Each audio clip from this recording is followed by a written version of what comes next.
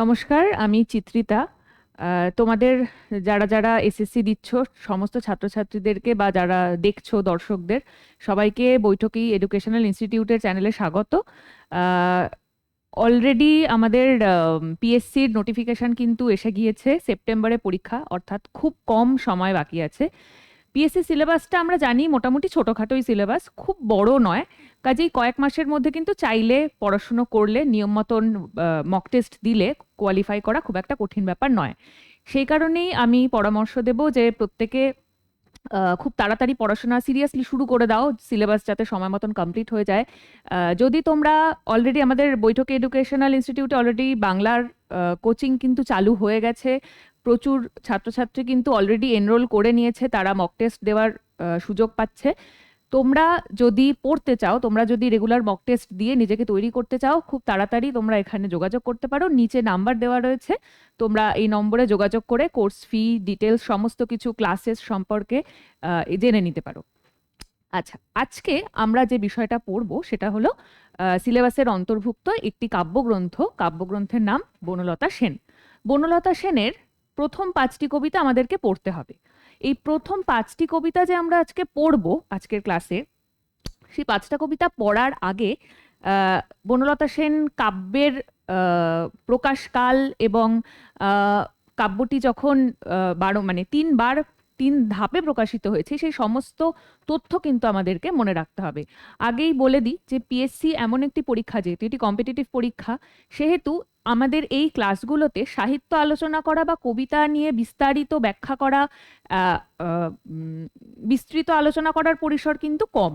হ্যাঁ, তার কারণ হচ্ছে পিএসসি বা যে কোনো কম্পিটিটিভ এক্সাম, নেট সেট যে কোনো কম্পিটিটিভ এক্সামই দাও না কেন, তোমরা দেখবে প্রত্যেক ক্ষেত্রে কিন্তু তথ্যমূলক প্রশ্ন আসে। তথ্যমূলক প্রশ্ন যদি আমাদেরকে ক্র্যাক করতে হয়, তাহলে সেটা কিন্তু 4-5টা বই ফলো করে প্রচুর ব্যাখ্যা বিশ্লেষণ পড়লে হবে না। আমাদেরকে অনেক বেশি নোট নিয়ে আমাদের তথ্যগুলোকে মনে রাখতে হবে, এবং সেইটার জন্য দরকার কিন্তু স্মার্ট ওয়ার্ক।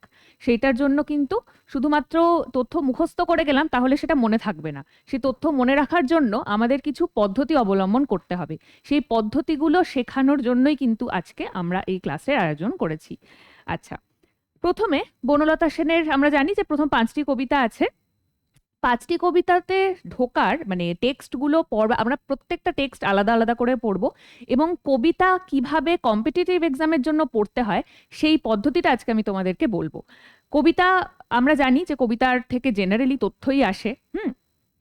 ক্লাসের শেষে পড়ানো হয়ে যাওয়ার পর আমি প্রিভিয়াস ইয়ার, অর্থাৎ পূর্ববর্তী যে কটি পিএসসি হয়েছে সেই বছরের প্রশ্নপত্রগুলো আমি আজকে তোমাদের সঙ্গে আলোচনা করব। সেই আলোচনা করবার সময় তোমরা দেখবে সবই কিন্তু তথ্যমূলক প্রশ্ন।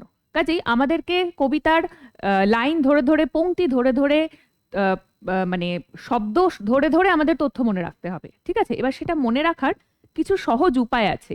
প্রথমে আমরা সেই সহজ উপায়টা কি সেটা আগে জেনে নেব, তারপরে আমরা ব্যাখ্যার দিকে যাব। ঠিক আছে, আচ্ছা, প্রথমেই বলি বনলতা সেন কাব্যগ্রন্থটির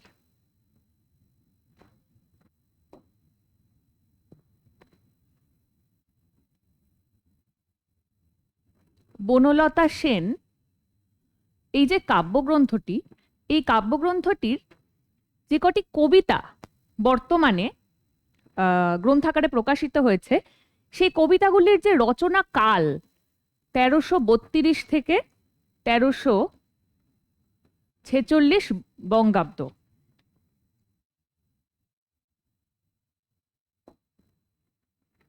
1332 থেকে 1346 বঙ্গাব্দ, এটা হচ্ছে রচনাকাল।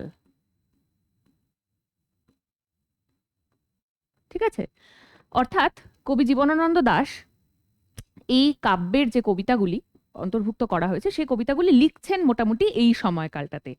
এবার যদি প্রশ্ন আসে যে কবিতার প্রথম প্রকাশকাল, অর্থাৎ বনলতা সেন কাব্যগ্রন্থের প্রথম প্রকাশকাল কোনটি, হ্যাঁ, প্রথম প্রকাশ যদি আমরা বলি, প্রথম প্রকাশ হলো এখানে একটা মজার গল্প আছে। গল্পটা হচ্ছে এরকম, সেই সময় জীবনানন্দ দাশ তো আধুনিক কবি, সদ্য তরুণ কবি। হ্যাঁ, সেক্ষেত্রে খুব বড় বড় প্রকাশক তাদেরকে ধরে ধরে তাদের কবিতা প্রকাশ করবে এমনটা আশা করাই বৃথা। সেজন্য জীবনানন্দ দাশ নিজেই এই কাব্যগ্রন্থটি প্রকাশ করেন। প্রকাশক ছিলেন প্রকাশনার যে হাউসটি ছিল, এখনো আছে, প্রকাশনা স্থল বা প্রকাশনী, যাই হোক, যেটাই বলা হোক না কেন, কবিতা ভবন। কবিতা ভবন থেকে একটি অদ্ভুত নামের বই প্রকাশিত হয়, 1 পয়সায় একটি। 1 পয়সায় একটি, অর্থাৎ প্রথম বনলতা সেনের 12টি কবিতা, এখানে 12টি কবিতা প্রকাশিত হয়েছিল। ঠিক আছে, অর্থাৎ বনলতা সেনের 12টি কবিতা প্রথম 1 পয়সায় একটি এই নামে একটা ছোট্ট পাতলা চটি বই, যেটার মাত্র 16খানা পৃষ্ঠা ছিল। এটাও কিন্তু পরীক্ষায় আসে। এটার পৃষ্ঠা সংখ্যা ছিল কটি না, 16টি। হ্যাঁ, মানে হিসাবটা ছিল এরকম, প্রত্যেক পাতার দাম একটা করে, সেই কারণে 1 পয়সায় একটি এরকম একটা হিসাব করে একটা সিরিজ বের হতো কবিতা ভবন থেকে। মানে কবিতা ভবনের এরকম 1 পয়সায় একটি বলে অনেক অনেক কজন কবিরই এরকম বই বেরিয়েছে, চটি চটি বই, যেটার একটিতে জীবনানন্দ দাশের বনলতা সেনের 12টি কবিতা অন্তর্ভুক্ত হয় এবং সেখানে পৃষ্ঠা সংখ্যা ছিল 16টি। এবং এই যে প্রথম প্রকাশ, এটার সালটা কবে? এটার সালটা হচ্ছে, আচ্ছা, এখানে লিখে দিই প্রথম প্রকাশ, এখানে প্রকাশকালটা লিখে দিই, প্রকাশকাল। যদি প্রথম প্রকাশ বলে, যদি বলে যে বনলতা সেনের প্রথম প্রকাশ, এবং অবশ্যই যদি উল্লেখ করে দেয় যে কবিতা ভবনের সংস্করণের প্রকাশকাল কোনটি, তাহলে আমরা এই প্রকাশকালটা দেব। এই প্রকাশকালটা হচ্ছে বাংলায় 1349 বঙ্গাব্দ। ঠিক আছে, 1349 বঙ্গাব্দ, এবং ইংরেজিতে 1942 খ্রিস্টাব্দ। ক্লিয়ার হয়েছে? অর্থাৎ আরেকবার বলে দিই, যদি পরীক্ষায় প্রশ্ন আসে যে কবিতা ভবন থেকে প্রকাশিত বনলতা সেনের সংস্করণের প্রকাশসাল কত, তাহলে বঙ্গাব্দে যদি দেয় লিখতে হবে কি 1349, এবং যদি ইংরেজি দেয় তাহলে লিখতে হবে 1942। ঠিক আছে, বইটির নাম ছিল কি 1 পয়সায় একটি, প্রকাশনা স্থল ছিল কবিতা ভবন, পৃষ্ঠা সংখ্যা ছিল 16টি। ঠিক আছে, এবার বলি, এই যে বইটি, এই বইটির প্রচ্ছদ কে করেছিলেন? প্রচ্ছদ শিল্পী ছিলেন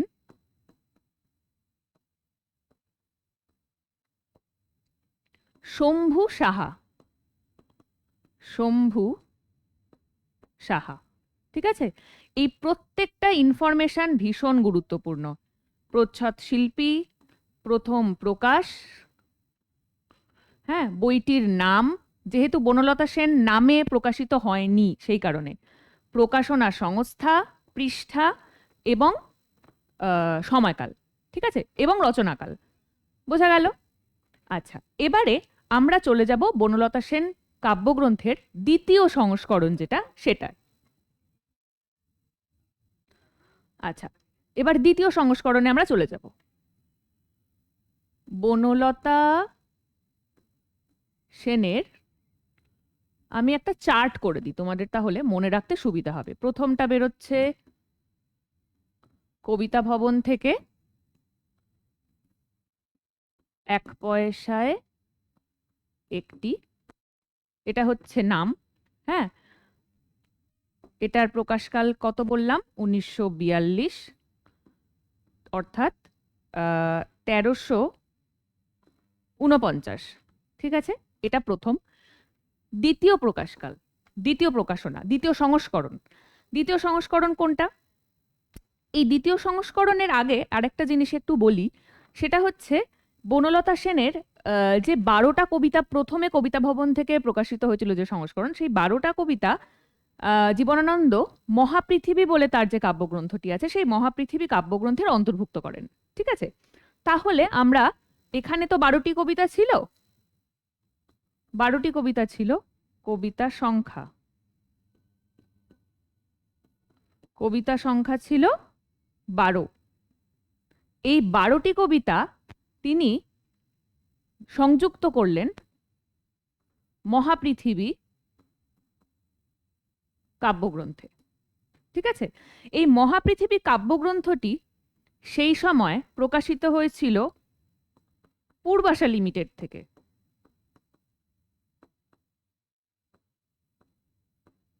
ঠিক আছে, পূর্বাশা লিমিটেড থেকে। এবং এর প্রকাশক ছিলেন কে? প্রকাশক ছিলেন সত্যপ্রসন্ন দত্ত বলে এক ভদ্রলোক। সত্যপ্রসন্ন দত্ত। ঠিক আছে, বোঝা গেল? আচ্ছা, এটি প্রকাশকাল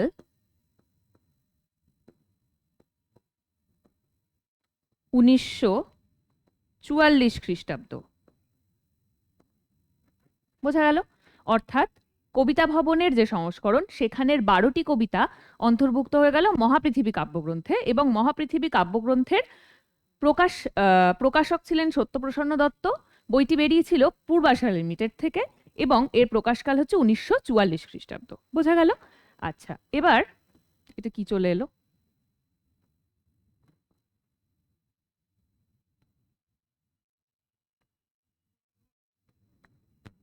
আচ্ছা,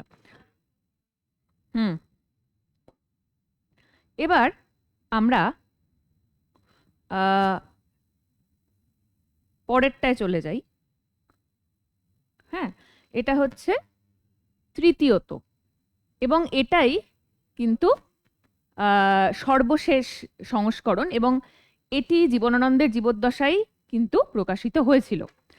এখনো পর্যন্ত আমরা বনলতা সেনের মানে বর্তমান যে কাব্য সমগ্র বলো বা বনলতা সেন কবিতার যে বইটি, সেখানে যে কবিতাগুলি অন্তর্ভুক্ত করা হয়েছে সেটা এই সংস্করণেরই, যেটা আমি এখন বলতে চলেছি।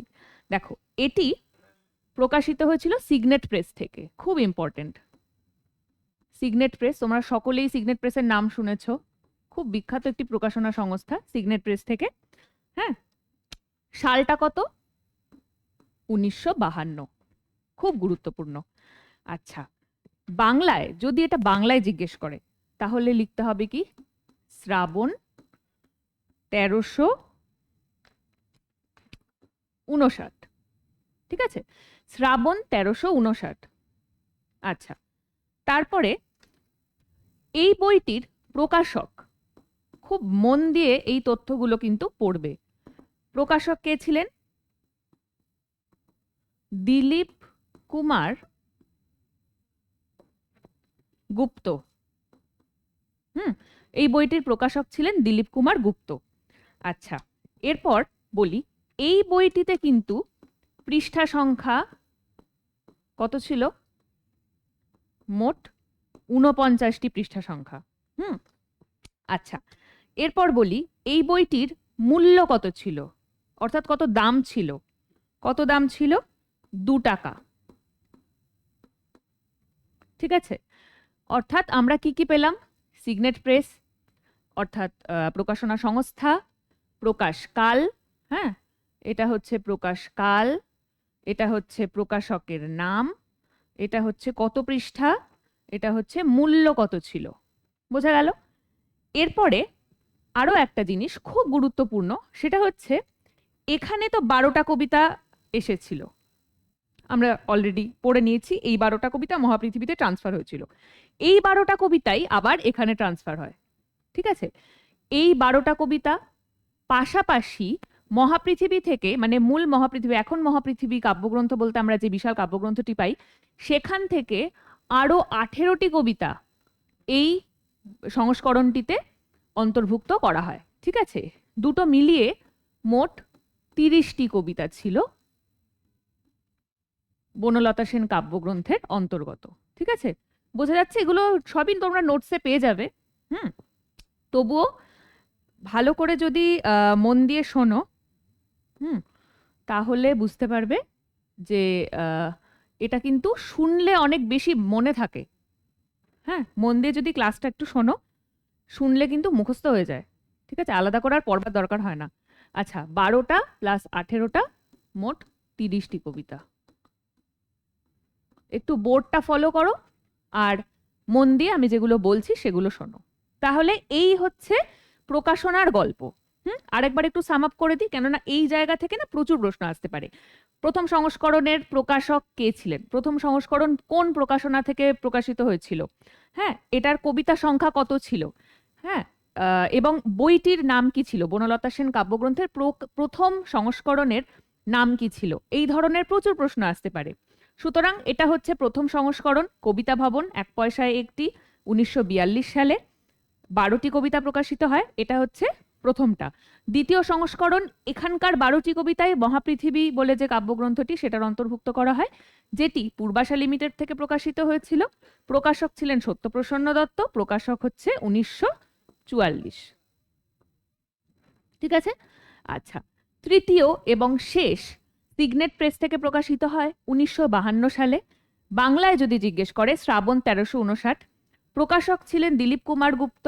হ্যাঁ, পৃষ্ঠা ছিল 49, মূল্য ছিল 2 টাকা, এবং 12 + 18 এই 12টা কবিতা এবং বর্তমান মহাপৃথিবী কাব্যগ্রন্থ থেকে আরো 18টি কবিতা যুক্ত করে মোট 30টি কবিতা বনলতা সেন কাব্যগ্রন্থের অন্তর্ভুক্ত করা হয়েছিল। ঠিক আছে, এই যে পুরো চারটা আমরা সিনারিওটা পেলাম, এটা কিন্তু সমস্ত তোমরা নোটসে পেয়ে যাবে। ঠিক আছে, নোটসে আমি অলরেডি দিয়ে দিয়েছি, তোমরা পেয়ে যাবে। কিন্তু এইটা চার্টটা যদি নিজেরাও একটু করে নিতে পারো পড়বার সময়, মুখস্থ করবার পরে, তথ্যগুলো পড়বার পরে নিজেরা যদি একটু এঁকে লিখে প্র্যাকটিস করে নাও, তাহলে দেখবে একদম মনে থেকে যাবে, মনে বসে যাবে। ঠিক আছে। আচ্ছা, এবারে আমরা চলে যাব মূল কবিতায়। হ্যাঁ, মূল কবিতা প্রথমে যেটা বলবো, মূল কবিতা আজকে আমরা যে পড়বো, আমরা কিন্তু কবিতা অ্যানালিসিস করতে বসবো না এখানে। হ্যাঁ, বনলতা সেন পড়াতে গেলে, মানে বনলতা সেনের যে কটি কবিতা, প্রথম 5টি কবিতা পড়াতে গেলে এক একটি কবিতার জন্য আমাদের লাখখানেক বই বোধহয় আমরা পেয়ে যাব, এবং ব্যাখ্যা করতে গেলে এক একজন এক এক রকম ব্যাখ্যা করবেন, এবং এত ব্যাখ্যা এখনো অবধি হয়েছে যার কোনো মানে অপরিমিত। ঠিক আছে, কাজেই এইটা আমাদের ব্যাখ্যা করার ক্লাস নয়, এটা কিন্তু আমাদের তথ্য মনে রাখার ক্লাস, এবং তথ্য আমরা কিভাবে সাজাবো সেই স্মার্ট ওয়ার্কটা আজকে আমি তোমাদেরকে শেখাবো। আচ্ছা, এটারও কিন্তু কিভাবে স্মার্ট ওয়ার্কটা করবে, কিভাবে পড়বে, সেটাও কিন্তু আমি সবটাই নোটস হিসেবেও তোমাদেরকে দিয়ে দেবো, সেটা নিয়ে চিন্তা করার কোনো দরকার নেই, কিন্তু তোমরা আজকে ক্লাসটা খুব মন দিয়ে ফলো করো। আচ্ছা, প্রথমে বলি, বনলতা সেনের যে 5টি কবিতা আমাদের পাঠ্য, হ্যাঁ, সেই 5টি কবিতার নাম কি কি? প্রথমে বলি, সেই 5টি কবিতার নাম কি কি। প্রথমে আমরা জানি নাম কবিতা কি। এ বাবাটা কি হয়ে আছে, দেখো 5টি কবিতার 5টি কবিতার যে নাম, প্রথমে নাম কবিতা বনলতা সেন। হ্যাঁ, পিএসসিতে কিন্তু এর আগে এরকম প্রশ্ন এসছে যে বনলতা সেন কাব্যগ্রন্থের দ্বিতীয় কাব্যগ্রন্থ বা তৃতীয় কাব্যগ্রন্থ, চতুর্থটা অ্যাকচুয়ালি এসেছিল। হ্যাঁ, তো সেক্ষেত্রে দ্বিতীয় আসতে পারে, তৃতীয় আসতে পারে, যে কোনোটাই আসতে পারে। কাজে আমাদের কিন্তু এই ক্রমানুযায়ী এটা মনে রাখতে হবে। ঠিক আছে, প্রথম কবিতা হচ্ছে বনলতা সেন। এবারে হচ্ছে দ্বিতীয় কোনটা? দ্বিতীয় যে কবিতাটি সেটা হচ্ছে,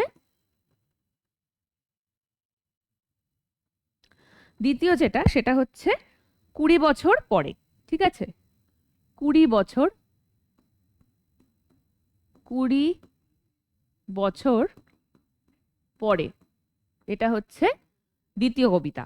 আচ্ছা, এবারে আমরা চলে যাব তৃতীয় কবিতায়। তৃতীয় কবিতার নাম হচ্ছে, তৃতীয় কবিতাটা একটু বড়, আমরা শেষে পড়বো এটা, সেটা হচ্ছে হাওয়ার রাত। হলো। আচ্ছা, এরপরে আমরা চলে যাব চতুর্থ কবিতায়। চতুর্থ কবিতাটার নাম কি? আমি যদি হতাম। আমি যদি হতাম, এটা হচ্ছে চতুর্থ কবিতা। এবং পঞ্চম কবিতার নাম হচ্ছে ঘাস। ঠিক আছে, এটা আমাদেরকে কিন্তু সিকোয়েন্সিয়ালি মনে রাখতে হবে, অর্থাৎ ক্রমানুযায়ী মনে রাখতে হবে। প্রথমটা কি বললাম? বনলতা সেন, অবশ্যই নাম কবিতা প্রথমেই থাকবে, তারপরে 20 বছর পর, তারপর হাওয়ার রাত, তারপরে আমি যদি হতাম, তারপরে হচ্ছে ঘাস। ঠিক আছে, এইটা আমাদেরকে কিন্তু একটু সিকোয়েন্সিয়ালি মনে রাখতে হবে। আচ্ছা, মুছে দিচ্ছি, এটা বোঝা গেল এতটুকু। এরপরে আমরা আজকে ছোট কবিতা দিয়ে প্রথমে শুরু করি। হ্যাঁ, ছোট কবিতা দিয়ে শুরু করব এই কারণে, কেননা তাহলে তোমাদের বোর লাগবে না। হ্যাঁ, আচ্ছা, দেখো, প্রথম যে কবিতাটা আজকে আমরা পড়ব সেটা হলো, একটু হাতের কাছে যদি টেক্সটটা থাকে না, টেক্সটটা একটু খুলে বসো। হ্যাঁ, তাহলে তোমাদের বুঝতে সুবিধা হবে। আজকে প্রথমে আমরা যেটা করব, একদম সব থেকে ছোট কবিতা এবং সব থেকে শেষতম অর্থাৎ পঞ্চম কবিতা হচ্ছে ঘাস। ঠিক আছে? আচ্ছা, ঘাস কবিতাটা আগেই বলে দিই, জীবনানন্দ দাশের কবিতার একটা খুব গূঢ় রহস্য আছে। রহস্যটা খানিকটা এরকম, তার বেশিরভাগ পংক্তি, তার কবিতায় ব্যবহৃত বেশিরভাগ পংক্তি কখনো একটা লাইনে শেষ হয় না। হ্যাঁ, টানা চলতে থাকে, 2-3 লাইন জুড়ে চলতে থাকে। এবার আমাদেরকে মানে এই ধরনের যে কবিতাগুলো থাকে যেখানে একটা লাইন 2-3টে মানে একটি পংক্তি 2-3টে লাইন জুড়ে চলে যেসব কবিতায়, সেই কবিতাগুলোর ক্ষেত্রে সেই কবিতা থেকে জটিল প্রশ্ন করাটা খুব সুবিধাজনক। তার কারণ অনেক কটি তথ্য সেই লাইনের মধ্যে থাকে। হ্যাঁ, এবং পাশাপাশি সেই প্রত্যেকটা তথ্য থেকে কিন্তু গুলিয়ে যাওয়ার মতন অ্যারেঞ্জমেন্ট থাকে। ওরা কিন্তু ওইভাবেই প্রশ্নটা দেয়। হয়তো পুরো লাইনটা জুড়ে দিয়ে কিছু শব্দ ব্ল্যাঙ্ক করে দিল, অর্থাৎ কিছু শব্দ বলে দিল যে শূন্যস্থান পূরণ করো। তখন কিন্তু সঠিক শব্দটি তোমাদেরকে বেছে নিতে হবে, এবং বেছে নেবার সময় তোমরা যদি লাইন গন্ডগোল করে ফেলো সেটা কিন্তু করলে হবে না। যেমন আমি একটা উদাহরণ দিই, তাহলে বুঝতে পারবে। এটা পড়াতে পড়াতেই তোমরা দেখতে পাবে যে মানে কি ধরনের ভ্রান্তিগুলো হতে পারে। আচ্ছা, প্রথমে দেখো, প্রথম যে লাইনটি আছে, আমরা কিভাবে পড়বো কবিতাটা। হ্যাঁ, কবিতা পড়ার মধ্যেই লুকিয়ে থাকে এই ট্রিকটা, যে কিভাবে আমরা মনে রাখবো প্রত্যেকটা শব্দ, প্রত্যেকটা পংক্তি কিভাবে মনে রাখবো, পড়ার মধ্যে এই ট্রিকটা লুকিয়ে থাকে। দেখো, প্রথম লাইনে দিয়েছে ঘাস কবিতার প্রথম পংক্তি, কচি লেবু পাতার মতো নরম সবুজ আলোয় পৃথিবী ভরে গিয়েছে এই ভোরের বেলা। হ্যাঁ, দুটো লাইন, দুটো পংক্তি। ঠিক আছে?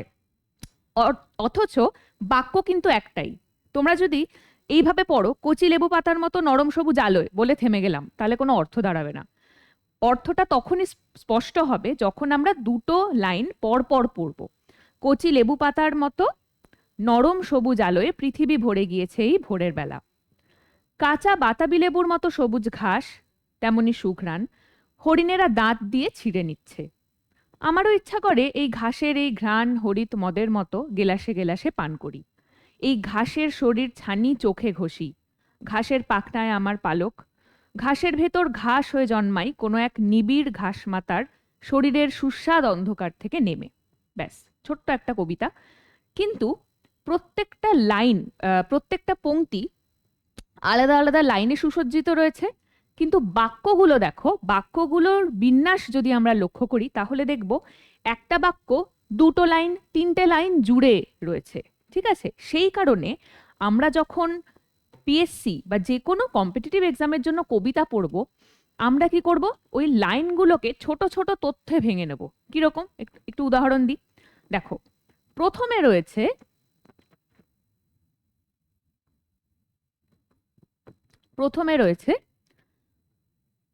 একদম প্রথম পয়েন্ট। হ্যাঁ,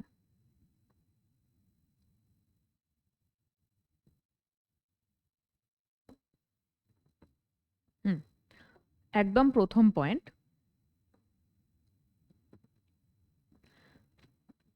প্রথম ইনফরমেশন যদি বলা যায়, কচি লেবু পাতার মতো।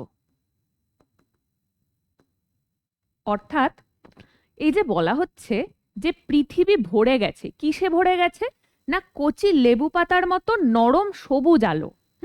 যদি প্রশ্নটা আসে, যদি আমাদের এরকম প্রশ্ন দেয় যে ড্যাশ মতো নরম সবুজ আলোয় পৃথিবী ভরে গিয়েছে এই ভোরের বেলা, সুতরাং প্রথম ওই কচি লেবু পাতার মতো এই অংশটা আমাদেরকে কিন্তু তুলে দিতে হবে। এরকম প্রচুর শূন্যস্থান কিন্তু পিএসসিতে এসেই থাকে।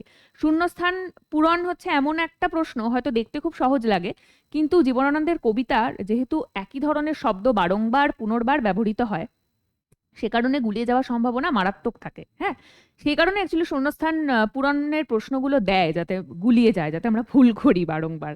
ঠিক আছে? তো আমাদের এই প্রত্যেকটা ইনফরমেশন আমরা যদি আলাদা আলাদা করে লিখে পড়ি, চার্টের মতন করে পড়ি, তাহলে কিন্তু বিষয়টা অনেক সহজ হয়ে যাবে। দেখো, কচি লেবু পাতার মতন, এই ধরে নাও একটা কচি লেবু পাতা এঁকে দিলাম, ছোট ছোট পাতা, ঠিক আছে। এই কচি লেবু পাতার মতন কি না নরম সবুজ আলো, নরম সবুজ আলো। হুম, সবুজ আলো যখন, তাহলে এটা সবুজ দিয়ে করে দিলাম। এই নরম সবুজ আলোতে কি হয়েছে না পৃথিবী ভরে গেছে, ঠিক আছে। এটা হচ্ছে ধরে নাও পৃথিবী, এই পৃথিবী ভরে গেছে। কখন?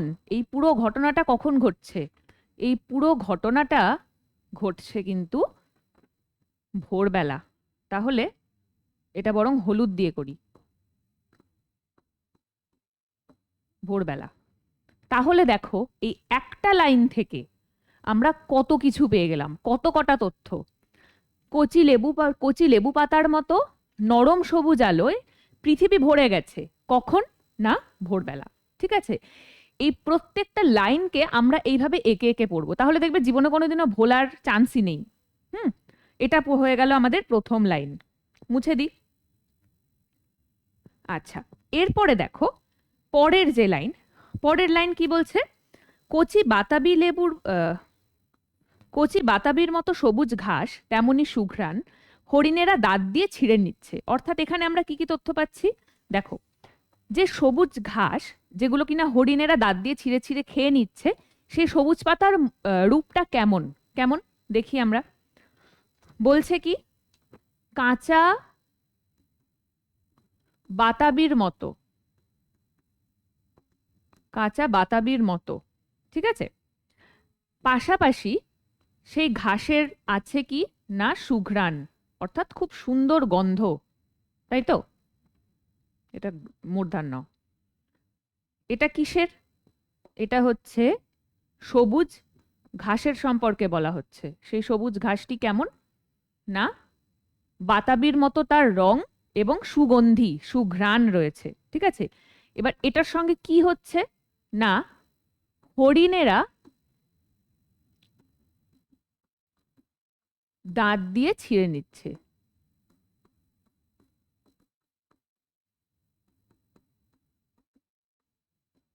তাই তো, বোঝা গেল। সুতরাং দ্বিতীয় লাইন থেকে আমরা কটি তথ্য পেলাম দেখো। প্রথমে পেলাম কাঁচা আতাবির মতো সুঘ্রাণযুক্ত কিছু সবুজ ঘাস যেটা কিনা হরিণেরা দাঁত দিয়ে ছিঁড়ে নিচ্ছে, ঠিক আছে। এটা চলে গেল আমাদের ঘাস কবিতার দ্বিতীয় পংক্তি। এবার আমরা চলে যাব তৃতীয় পংক্তিতে। তৃতীয় পংক্তিতে কি বলছে, কি বলছেন কবি? আমার ইচ্ছা করে, আমার ইচ্ছা করে, কি ইচ্ছা করে কবির, কি ইচ্ছা করে? এই ইচ্ছাটা কি? ইচ্ছাটা হচ্ছে, কবিতার লাইনটা একটু পড়ি। আমার ইচ্ছা করে এই ঘাসের এই ঘ্রাণ হরিত মদের মতো গেলাসে গেলাসে পান করি। অর্থাৎ ঘাসের যে ঘ্রাণ, ঘাসের যে ঘ্রাণ, সেই ঘ্রাণটিকে হ্যাঁ কি করবেন কবি? হরিত মদের মতো,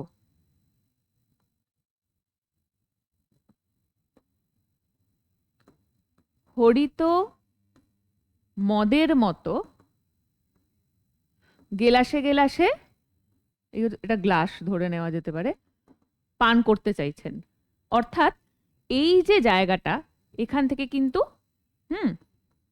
আমরা তিন রকম তথ্য পেলাম। কি? আমার ইচ্ছা করে, অর্থাৎ কবির ইচ্ছা করে ঘাসের যে ঘ্রাণ, সেই ঘ্রাণকে তিনি, সেই ঘাসের ঘ্রাণ যেন তার মধ্যে একটা মাদকতার সৃষ্টি করে, হ্যাঁ, সেই কারণে তিনি বলছেন হরিত মদের মতন গেলাসে গেলাসে পান করি, ঠিক আছে। এইখানেই হয়তো এই হরিত শব্দটি, হরিত মদের মতো এই অংশটি বাদ দিয়ে দিল, বাদ দিয়ে বলল শূন্যস্থান পূরণ করো, ঠিক আছে। তখন কিন্তু আমাদেরকে এই শব্দটা মনে রাখতে হবে। মনে রাখার এই একটাই উপায় আছে, এইভাবে ছক করে করে পড়া। হ্যাঁ, এটার আমি ছক সমস্তই তোমাদেরকে নোটসে দিয়ে দেব, যাতে তোমাদের পড়তে সুবিধা হয়। আচ্ছা, এরপরে দেখো পরের যে অংশ, কবির কিন্তু এই ইচ্ছে এখানেই থেমে থাকলো না, আরো অনেক কটি ইচ্ছে রয়েছে। দ্বিতীয় ইচ্ছে কি বলছে? এই ঘাসের শরীর ছানি চোখে ঘষি, অর্থাৎ এই ঘাসের সঙ্গে কবি যেন মিশে যেতে চাইছেন, হ্যাঁ, একীভূত হয়ে যেতে চাইছেন। কি বলছে, কি ইচ্ছা করছে না, ঘাসের শরীর ছেনে সেটা তিনি কি করবেন, এই তথ্যটির সঙ্গে ম্যাচ খাবে কোনটা না, চোখে ঘষি। ঠিক আছে, আচ্ছা, এবার একটা জিনিস বলি, আমাদের কনফিউজ করবার জন্য, খানিকটা গুলিয়ে দেওয়ার জন্য কিন্তু আমাদের এই লাইন দুটো, যেমন এখানে দিয়েছে দেখো, আমার ইচ্ছা করে এই ঘাসের ঘ্রাণ হরিত মদের মতো পান করি, এই পংক্তিটির সঙ্গে এই ঘাসের শরীর ছানি চোখে ঘষি, হ্যাঁ, এই দুটো দুটো পংক্তি তো কবির ইচ্ছাকে প্রকাশ করছে। এই দুটো মানে পংক্তির মধ্যে দিয়ে আমরা এটা বুঝতে পারছি যে কবি কোথাও গিয়ে নিজেও ঘাস হয়ে যেতে চাইছেন, ঘাসের শরীরের সঙ্গে, পৃথিবীর সঙ্গে, মাটির সঙ্গে তিনি মিশে যেতে চাইছেন। হ্যাঁ, এই দুটো পংক্তি কিন্তু আমাদেরকে গুলিয়ে দেওয়ার জন্য একটু এদিক ওদিক করে দিতে পারে। ঠিক আছে, টেবিল ম্যাচিং দিতে পারে। কিভাবে টেবিল ম্যাচিং দেবে, ধরে নাও এখানে দিল আমার ইচ্ছা করে, হ্যাঁ, একটা দিকে ধরো দিল, ধরো এটা হচ্ছে একটা টেবিল, ওহো একটু ছোট করে দিই, হ্যাঁ, ধরে নাও এটা হচ্ছে একটা টেবিল, হ্যাঁ, এখানে একটা দিকে দিয়ে দিল আমার ইচ্ছে করে,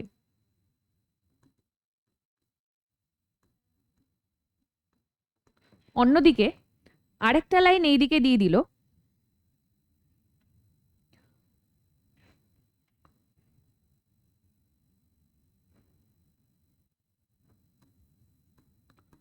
কাঁচা বাতাবির মতো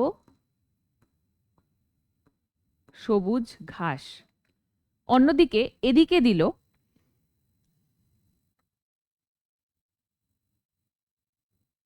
এই ঘ্রাণ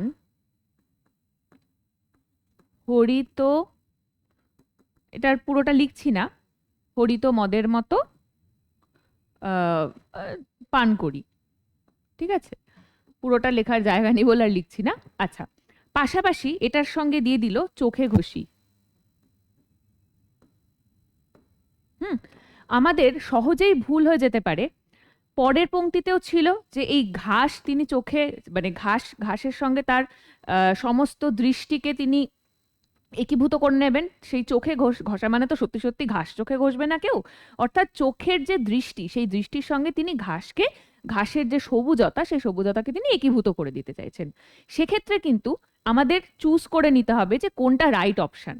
হ্যাঁ, এই দুটো পংক্তি কিন্তু মনে রাখতে হবে। প্রথম যে পংক্তি আমার ইচ্ছে করে, সেই ইচ্ছে করাটা ছিল মানে ঘাসের ঘ্রাণের হরিত বর্ণ তিনি পান করতে চাইছেন, এবং দৃষ্টির সঙ্গে কোনটাকে একীভূত করতে চাইছেন না, ঘাসের শরীর ছেনে তিনি সেই সবুজতাটাকে তিনি দৃষ্টির সঙ্গে সমীকৃত করতে চাইছেন। ঠিক আছে, এইভাবে কিন্তু গুলিয়ে দেওয়ার মতন প্রচুর পংক্তি আছে। আচ্ছা, এরপরে কি বলছে, ঘাসের ভিতর ঘাস হয়ে জন্মাই কোনো এক নিবিড় ঘাসমাতার শরীরের সুস্বাদ অন্ধকার থেকে নেবে। এবার এইটাকে আমরা কিভাবে সাজাবো, দেখো কি বলতে চাইছেন, এটাও কিন্তু এক কবির ইচ্ছা। হ্যাঁ, এই শেষ ইচ্ছাটা কি, শেষ ইচ্ছাটা হচ্ছে দেখো,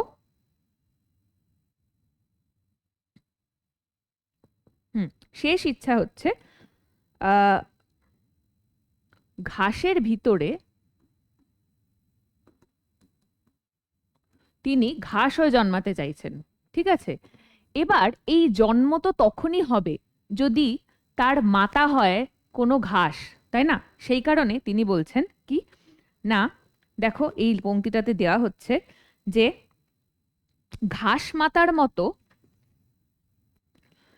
ঘাস মাতা, সেই ঘাস মাতার, হ্যাঁ, ঘাস মাতারও একটি বিশেষণ তিনি দিচ্ছেন। সেই বিশেষণটা কি, সেই বিশেষণটা হলো নিবিড়। কি করবে পরীক্ষার হলে, এই পংক্তিটাই তুলে দেবে। হ্যাঁ, এখানে ধরো এরকম তুলে দিল, ঘাসের ভিতর ঘাস হয়ে জন্মাই কোনো এক ড্যাশ ঘাস মাতার শরীরের সুস্বাদ অন্ধকার থেকে নেমে, দিয়ে নিবিড়ের পরিবর্তে আরো গভীর, স্নেহময়, মায়াময়, এরকম নানান রকম, মানে মায়ের যে বিশেষণগুলো আমরা সাধারণভাবে কবিতায় বা গল্পে সাধারণভাবে দিয়ে থাকি বাংলা ভাষায়, মায়ের তো অনেক রকম বিশেষণ হয়, সেই যে কোনো বিশেষণ তুলে দেবে, তুলে দিয়ে আমাদেরকে সঠিক উত্তরটি বেছে নিতে বলবে। উত্তরটা কি হবে? উত্তর হবে কিন্তু নিবিড়। হুম, স্নেহময় মায়াময় কিচ্ছু নয়, নিবিড়। সেই ঘাস মাতা কেমন? না নিবিড় ঘাস মাতা। ঠিক আছে, সেই নিবিড় ঘাস মাতার শরীরের সুস্বাদ অন্ধকার থেকে নেমে। ঠিক আছে, এটা ছিল পংক্তিটা। এবার শেষ যে পংক্তিটা বললাম, শরীরের সুস্বাদ অন্ধকার থেকে নেমে, দেখো এখানে শেষে রয়েছে অন্ধকার। ঠিক আছে, সাধারণভাবে আমরা কি মনে করব, যদি সুস্বাদ শব্দটা ধরো দিল না, এই শব্দটার বদলে ধরো এই শব্দটা বাদ দিয়ে দিল, হ্যাঁ, এটার বদলে বললো একটা শূন্যস্থান পূরণ করো, হ্যাঁ, এবং অন্ধকার, অন্ধকার বললে আমাদের সহজেই অন্ধকারের বিশেষণ হিসেবে আমাদের মাথায় আসে গাঢ় অন্ধকার, নিবিড় অন্ধকার, গহীন অন্ধকার, এরকম নানান বিশেষণ আমাদের মাথায় আসে।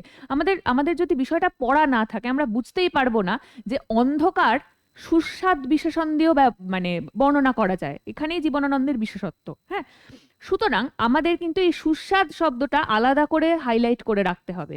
হ্যাঁ, কেননা অন্ধকারের বিশেষণ হিসেবে কবি ব্যবহার করছেন একটা অদ্ভুত শব্দ। অন্ধকারের তো স্বাদ গ্রহণ করা যায় না, অথচ আমরা যখন চোখ দিয়ে অন্ধকারকে অনুভব করি, সেই অন্ধকার যদি বিশ্রামের অন্ধকার হয়, যদি আরামের অন্ধকার হয়, অবশ্যই সেটা সুস্বাদ, তাই না? সুস্বাদু, সেই অর্থে সুস্বাদ অন্ধকার। সুতরাং সেই ঘাস মাতার শরীরের সুস্বাদ অন্ধকার থেকে তিনি জন্ম নিতে চাইছেন ঘাস হয়ে। হুম, এটা হচ্ছে শেষ যে পংক্তিটা সেখানে সেই অংশে রয়েছে। সুতরাং এই জায়গা থেকে আমরা মূলত তিনটে অংশ, মানে তিনটে জিনিস, তিনটে তথ্য পেলাম। এক হচ্ছে তিনি ঘাসের ভিতর ঘাস হয়ে জন্মাতে চাইছেন, ঘাস মাতার শরীরের সুস্বাদ অন্ধকার থেকে জন্মাতে চাইছেন, এবং সেই ঘাস মাতার বিশেষণ হিসেবে তিনি কোন শব্দটা ব্যবহার করছেন? না নিবিড়। হুম, পাশাপাশি তিনি এখানে আরেকটি লাইন এখানে রয়েছে, দেখো রয়েছে ঘাসের পাখনায় আমার পালক, অর্থাৎ অর্থাৎ ঘাসের পাখনা, ঘাসের তো আর পাখনা থাকে না, ঘাসের শরীরের মধ্যেও যেন আমার পালক থাকবে, অর্থাৎ আমার শরীরের অংশ যেন ঘাসের শরীরের সঙ্গে মিশে যাবে। সুতরাং এখানে যদি প্রশ্ন আসে ড্যাশের পাখনায়, ড্যাশের পাখনায় আমার পালক দিয়ে বলল যে শূন্যস্থান পূরণ করো, তাহলে এই ড্যাশের জায়গায় কিন্তু হবে ঘাসের। এখানে একটা মজার জিনিস হচ্ছে, আগের যে কবিতাগুলো আমরা এরপর পড়বো, মানে আমি যদি হতাম, বা মূলত আমি যদি হতাম বা হাওয়ার রাত, যে কোনো কবিতা যখন আমরা পড়বো আমরা দেখব জীবনানন্দ দাশের কবিতায় কিন্তু প্রচুর পাখির নাম আমরা পাই, তাই তো?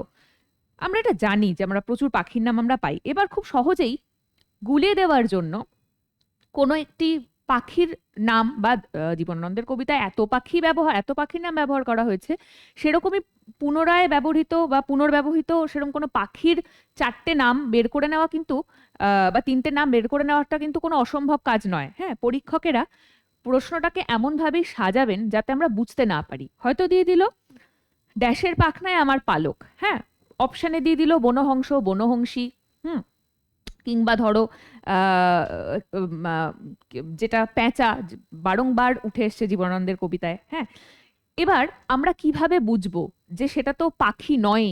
হ্যাঁ, ঘাস, পালক তো পাখির থাকে, আমাদের সহজেই মাথায় আসবে এটা নিশ্চয়ই কোনো পাখির পালকের সঙ্গে তিনি নিজের পালক মিলিয়ে দিতে চাইছেন, কিন্তু তা নয়, ঘাসের সঙ্গে তাই তিনি তার পালক মিলিয়ে দিতে চাইছেন। ঠিক আছে, এইভাবে কিন্তু প্রশ্নগুলো গুলিয়ে দেওয়ার জন্য একটু জীবনানন্দের কবিতার এটাই নিয়ম, একই ধরনের শব্দ যেহেতু বারংবার ব্যবহৃত হয় সেজন্য আমাদের কিন্তু একটু গুলিয়ে যেতে পারে।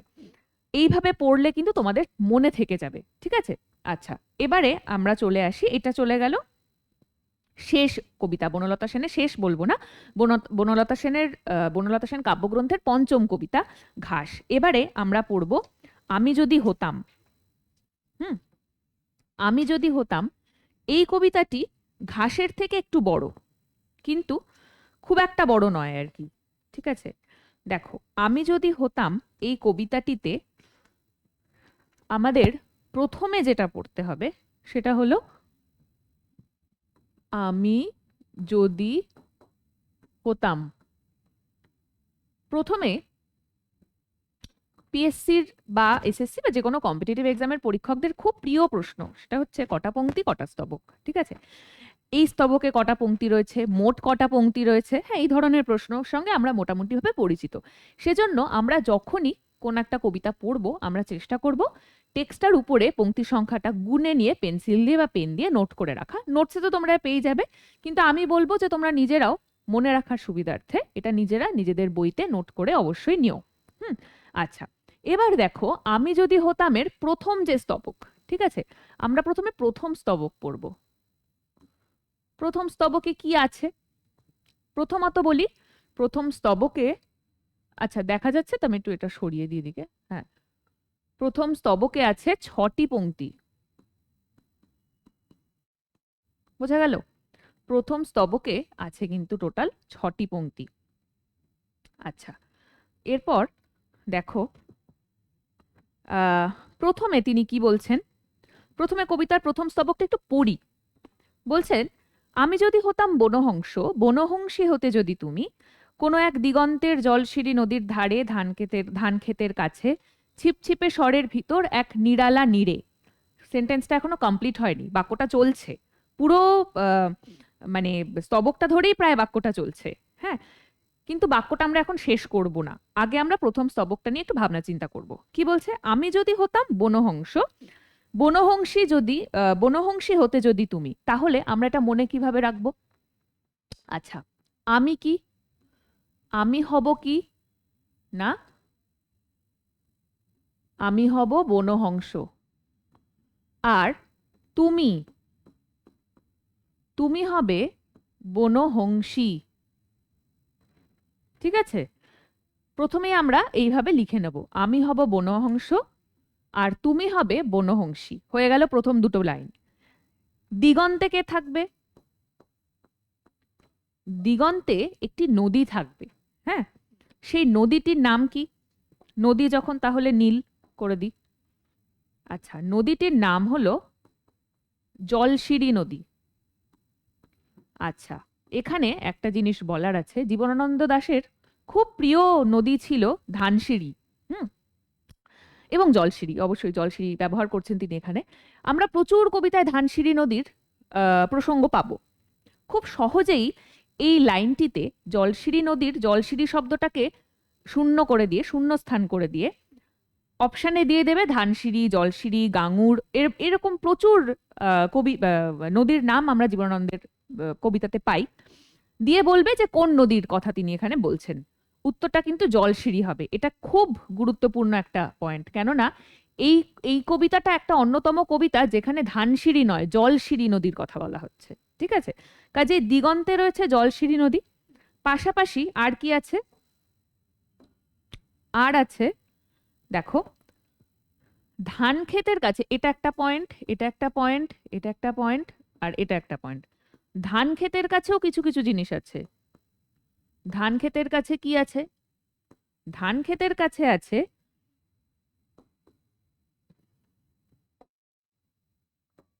ছিপছিপে স্বর। এখানেও একটা গল্প আছে। এই স্বর হচ্ছে এক ধরনের গাছ, অবশ্যই ঘাস জাতীয় গাছ, তোমরা জানো। হ্যাঁ, একটু উঠিয়ে দিয়ে এটা তাহলে দেখতে পাবে। এক মিনিট,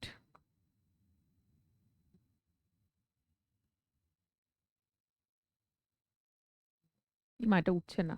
হ্যাঁ এই তো ঠিক আছে, হ্যাঁ এবার দেখতে পাচ্ছ আশা করি। হ্যাঁ দেখো, ধান ক্ষেতের কাছে কি আছে, ছিপছিপে স্বর। এই স্বর হচ্ছে এক প্রকার ঘাসের নাম, আমরা জানি।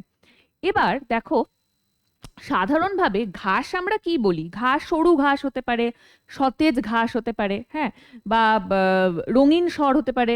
ঠিক আছে, এবার এই স্বরের চেহারা বর্ণনা করার জন্য তিনি এমন একটা ধর্ণাত্মক শব্দ ভাবলেন, যে ধর্ণাত্মক শব্দটা আমরা সাধারণত ছিপছিপে মানুষ বা এরকম ছিপছিপে চেহারা এই জাতীয় ক্ষেত্রে ব্যবহার করি, তাই তো। কাজেই এটাও কিন্তু একটা আনইউজুয়াল বিশেষণ যেটা জীবনানন্দ ব্যবহার করছেন।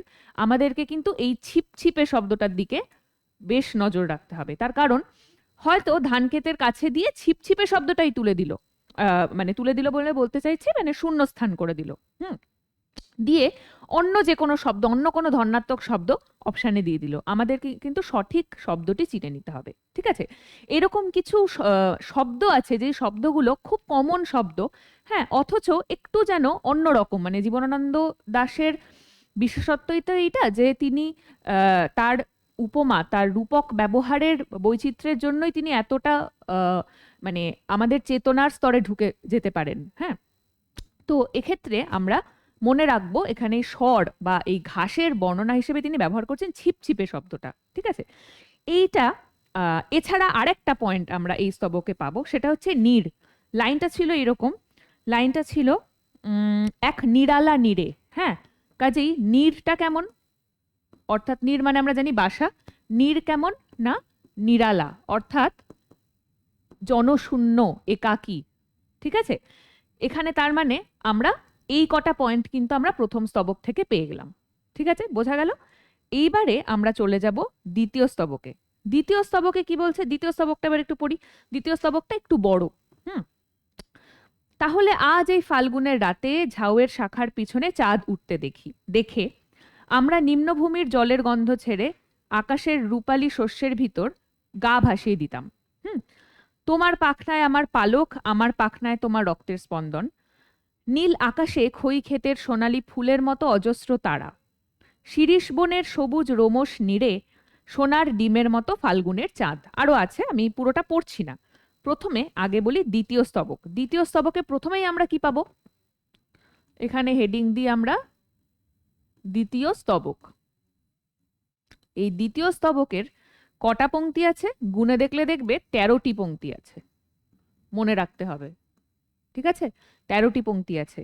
এবার প্রথমেই দেখো অনেক কটা মাস এবং সময় আমাদের এখানে তিনি উল্লেখ করছেন। আচ্ছা, প্রথমে আমরা কি দেখব, প্রথমে বলছে রাতটা কবেকার, আজকের রাত। ঠিক আছে, এটা হচ্ছে প্রথম পয়েন্ট। আচ্ছা, মাসটা কি মাস, ফাল্গুন মাস। মাস কি মাস, আহ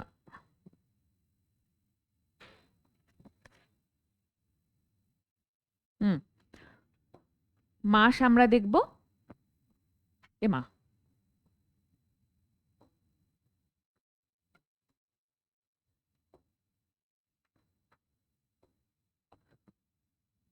ফাল্গুন মাস। ঠিক আছে, আচ্ছা পেয়ে গেলাম। আজ আজ মানে সময়টা হচ্ছে আজ, মাস হচ্ছে ফাল্গুন, এবং দিনের কোন সময় না রাত, অর্থাৎ আজকের রাতে। রাতটা কোন মাসে না ফাল্গুন মাস, এটা হচ্ছে বেসিক তথ্য। অর্থাৎ কবিতার দ্বিতীয় স্তবকের শুরুতেই আমরা কিন্তু বেশ কয়েকটা পাঞ্জিপুথির মতন দিনক্ষণ পেয়ে গেলাম। ঠিক আছে, এবার তারপরের লাইনে কি বলছে, বলছে ঝাউয়ের শাখার পিছনে চাঁদ উঠতে দেখে। হ্যাঁ, এই লাইনটা থেকে কিন্তু আগে একবার প্রশ্ন এসছে। এই যে চাঁদ, চাঁদটা কোথায় উঠছে, এটা ছিল প্রথম পংক্তিতে, দ্বিতীয় স্তবকের এটা প্রথম পংক্তি। ঠিক আছে, এবার দ্বিতীয় স্তবকের আমরা দ্বিতীয় পংক্তিতে যাব। দ্বিতীয় পংক্তিতে আমরা কি পাচ্ছি, চাঁদকে উঠতে দেখছি। ঠিক আছে, চাঁদটা কোথায় উঠছে না ঝাউয়ের শাখার পিছনে। প্রশ্নটা ছিল ঝাউয়ের শাখার পিছনে কি উঠছে, সেই চাঁদটা শূন্যস্থান পূরণ দিয়েছিল। ঠিক আছে, কাজেই মনে রাখতে হবে ঝাউ গাছের শাখার পিছনে চাঁদ উঠছে। হ্যাঁ, এখানে ঝাউয়ের বদলে অন্য কোনো গাছের, শিরীষ, বট, এরকম অনেক গাছের নাম, অশ্বত্থ, এরকম অনেক গাছের নাম আমরা জীবনানন্দের কবিতায় পেয়ে থাকি। তো এখানে ঝাউয়ের বদলে যদি বট বা অশ্বত্থ বা শিরীষ দিয়ে দেয় আমরা কিন্তু চিনতে পারবো না। সেই কারণে আমাদের এই ঝাউ ভালোভাবে হাইলাইট করে রাখতে হবে। আচ্ছা, এর পরের যে লাইন সেখানে রয়েছে দেখো, আমরা নিম্নভূমির জলের গন্ধ ছেড়ে আকাশের রূপালী শস্যের ভিতর গা ভাসিয়ে দিতাম। অর্থাৎ গাটা ভাসাতাম কোথায়, এইটা হচ্ছে মূল প্রশ্ন। কোথায় গা ভাসাতাম, গা ভাসাতাম কোথায়, গা ভাসাতাম প্রথমত কিভাবে গা ভাসাতাম, এটা একটা প্রশ্ন। কিভাবে গা ভাসাতাম না, সবার আগে নিম্নভূমির জলের গন্ধ নিম্নভূমির যে জলের গন্ধ, অর্থাৎ নিম্নভূমির জলের গন্ধ বলতে কি বোঝানো হচ্ছে বলতো? সাধারণভাবে গ্রামাঞ্চলে আমরা দেখতে পাই পুকুর, ডোবা, এরকম চারিদিকে নানান জলাভূমি থাকে। হ্যাঁ, এবং সেই জলাভূমির মধ্যে অজস্র ঘাস গজিয়ে থাকে। সে আমরা অনেক সময় দেখে চিনতে পারি না যে ওটা পুকুর নাকি ওটা একটা ঘাসের জমি। হ্যাঁ, অনেক সময় কিন্তু আমাদের এই একটা ভ্রম তৈরি হয়। এবং সাধারণভাবে এই জলাভূমি থেকে একটা অদ্ভুত গন্ধ, যেটা মাটির সোদা গন্ধ এবং জলের গন্ধ, হ্যাঁ, প্লাস চারিদিকে যে গাছপালা ছড়িয়ে থাকে সেই গাছের একটা নিজস্ব গন্ধ, সে সব মিলিয়ে একটা অদ্ভুত সতেজ গন্ধ থাকে। সেই গন্ধটাকেই এখানে বলা হচ্ছে নিম্নভূমির জলের গন্ধ। হ্যাঁ, সেই গন্ধটাকে কি করছেন না, ছেড়ে, অর্থাৎ সেই গন্ধটাকে গা থেকে ঝেড়ে ফেলে, ঠিক আছে, ঝেড়ে ফেলে কোথায় গা ভাসাচ্ছেন না, আকাশের মধ্যে যে রূপালী শস্য আছে। এবার আকাশের মধ্যে রূপালী শস্য কিভাবে থাকতে পারে? বুঝতেই পারছো, আকাশে নিশ্চয়ই এখন শস্য ফলবে না। আকাশের রূপালী শস্য অর্থাৎ আকাশের যে বিপুল মানে বিপুল বিস্তারী আকাশে যে ছায়াপথ, নক্ষত্র, হুম, অসংখ্য ছোট ছোট নক্ষত্র খচিত যে আকাশ, সেই আকাশকে তিনি তুলনা করছেন, আকাশের তারাকে তিনি তুলনা করছেন রূপালী শস্যের সঙ্গে। যেন আকাশও আজকে সুজলা সুফলা হয়ে উঠেছে তারা বা নক্ষত্রের আলিঙ্গনে, ঠিক আছে। সুতরাং আমরা গা ভাসাচ্ছি কিভাবে? নিম্নভূমির জলের গন্ধ ছেড়ে দিয়ে আমরা গা ভাসাচ্ছি। কোথায় গা ভাসাচ্ছি না, আকাশের রূপালী শস্যের মধ্যে আমরা গা ভাসাচ্ছি। সুতরাং শুধুমাত্র এই পংক্তিটাতেই দেখো আমরা কত কটা পয়েন্ট পেয়ে গেলাম। প্রথমত গা ভাসাচ্ছি, দ্বিতীয় কথা কিভাবে গা ভাসাচ্ছি, তৃতীয় কথা কোথায় গা ভাসাচ্ছি। বোঝা গেল? আচ্ছা, এরপরে আমাদের যেটা পড়তে হবে পরের পংক্তি, পরের অংশে কি বলছে, তোমার পাখনায়, তোমার পাখনার মধ্যে আমি খুঁজে নেব আমার পালক। এখানে সহজেই প্রশ্নটা এরকম দিতে পারে, তোমার পাখনায় ড্যাশ পালক, ঠিক আছে, নিয়ে অপশনের মধ্যে চারখানা সর্বনাম দিয়ে দিল, তোমার, আমার, তার, পাখির, এরকম দিয়ে দিল। সেখানে আমাদেরকে মনে রাখতে হবে তোমার পাখনার ভেতরে আমি নিজের পালক, অর্থাৎ নিজেকে মিলিয়ে দিচ্ছি তোমার সঙ্গে, এই অর্থে তোমার পাখনায় আমার পালক। বোঝা গেল? আবার আমার পাখনায় কি থাকবে? আমার পাখনায়, আমার পাখনায় থাকবে তোমার রক্তের স্পন্দন, তোমার রক্ত স্পন্দন। খুব সহজেই এই দুটো জিনিস টুক করে গুলিয়ে দিতে পারে। কিরকম দেখো, তোমার পাখনায় থাকছে আমার পালক, ঠিক আছে, আর আমার পাখনায় থাকছে তোমার রক্তস্পন্দন। এবার পরীক্ষায় ধরো দিয়ে দিল যে আমার পাখনায় তো তোমার পাখনায় থাকছে আমার রক্তস্পন্দন, আর আরেকটা দিল ধরো আমার পাখনায় থাকছে তোমার পালক, ঠিক আছে, কিচ্ছু না, সর্বনামগুলো একটু ঘুরিয়ে দিল, ঘুরিয়ে দিয়ে সত্য মিথ্যা যাচাই করতে দিল। আমাদের কিন্তু চিনে নিতে ভুল হয়ে যেতে পারে। সুতরাং আমাদের মনে রাখতে হবে তোমার পাখনায় আমার পালক থাকবে আর আমার পাখনায় তোমার রক্তস্পন্দন থাকবে। বোঝা গেছে? এই লাইনগুলো দেখেছো তো কিরকম একই ধরনের লাইন, একই ধরনের শব্দ। সুতরাং এইগুলোকে মনে রাখার জন্য কিন্তু আমাদের ঠিক এইভাবে, যেভাবে আমি বোর্ডে লিখছি, এটা তোমরা অবশ্যই নোটসে পেয়ে যাবে, নোটস দিয়ে দেবো আমি, কিন্তু নিজেরাও যখন পড়বে বইতে একটু পেন্সিল দিয়ে মার্ক আউট করে করে পড়বে, তাহলে নিজেদেরই মনে রাখতে সুবিধা হবে। আচ্ছা, এটা গেল। এর পরের যে লাইন, সেখানে দেখো কি বলছে, নীল আকাশে খই ক্ষেতের সোনালী ফুলের মতো অজস্র তারা, শিরীষ বনের সবুজ রোমস নীরে সোনার ডিমের মতো ফাল্গুনের চাঁদ। এবার এখানে খই ক্ষেতের সোনালী ফুলের মতো,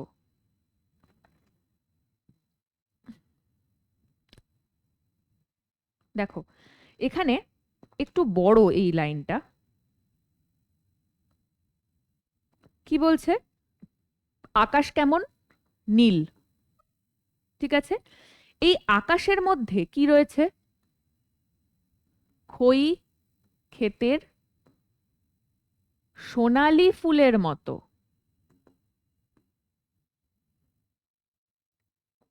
আচ্ছা, এটা হলুদ করে দিই কারণ সোনালী যেহেতু, সোনালী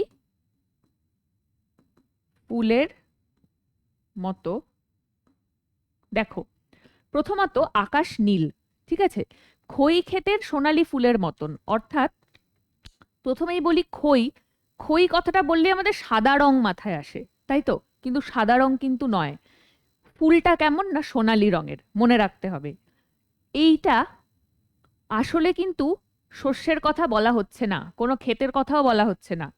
কি বলতো, এই সোনালী রঙের যে ফুল, খই ক্ষেতের যে সোনালী ফুল, এটা আসলে অজস্র তারা, অর্থাৎ তিনি নীল আকাশে ফুটে থাকা যে তারা, সেই তারাকে ব্যাখ্যা করছেন, ব্যাখ্যা বলবো না, বর্ণনা করছেন এইভাবে, সেই তারা যেন দেখতে খই ক্ষেতের সোনালী ফুলের মতন, ঠিক আছে। সুতরাং এই লাইনটা থেকে আমরা প্রথমে পেলাম নীল আকাশ, আকাশের রং, হ্যাঁ। তারপরে সেটা আকাশের মধ্যে কি রয়েছে, অজস্র তারা রয়েছে, সেই তারা কেমন দেখতে, খই ক্ষেতের সোনালী ফুলের মতো দেখতে। বোঝা গেল? এখানে খুব সহজেই এই খই ক্ষেতের সোনালী ফুলটাকে শূন্যস্থান করে দিয়ে হয়তো ধান ক্ষেতের সোনালী ধান করে দিতে পারে, ঠিক আছে। সেটার সত্য মিথ্যা যাচাই করতে দিতে পারে। সুতরাং এইরকম ধরনের প্রচুর প্রশ্ন থাকতে পারে, আমাদের মনে রাখার জন্য অবশ্যই চার্ট করে করে বা এরকম কনসেপ্ট ম্যাপিং করে পড়তে হবে। আচ্ছা, এরপরে আবার কি বলছে দেখো, পরের বংশেই আমরা পাবো একটি গাছের নাম শিরীষ বন। সেই শিরীষ বনে কি হচ্ছে, সেই শিরীষ বনের সবুজ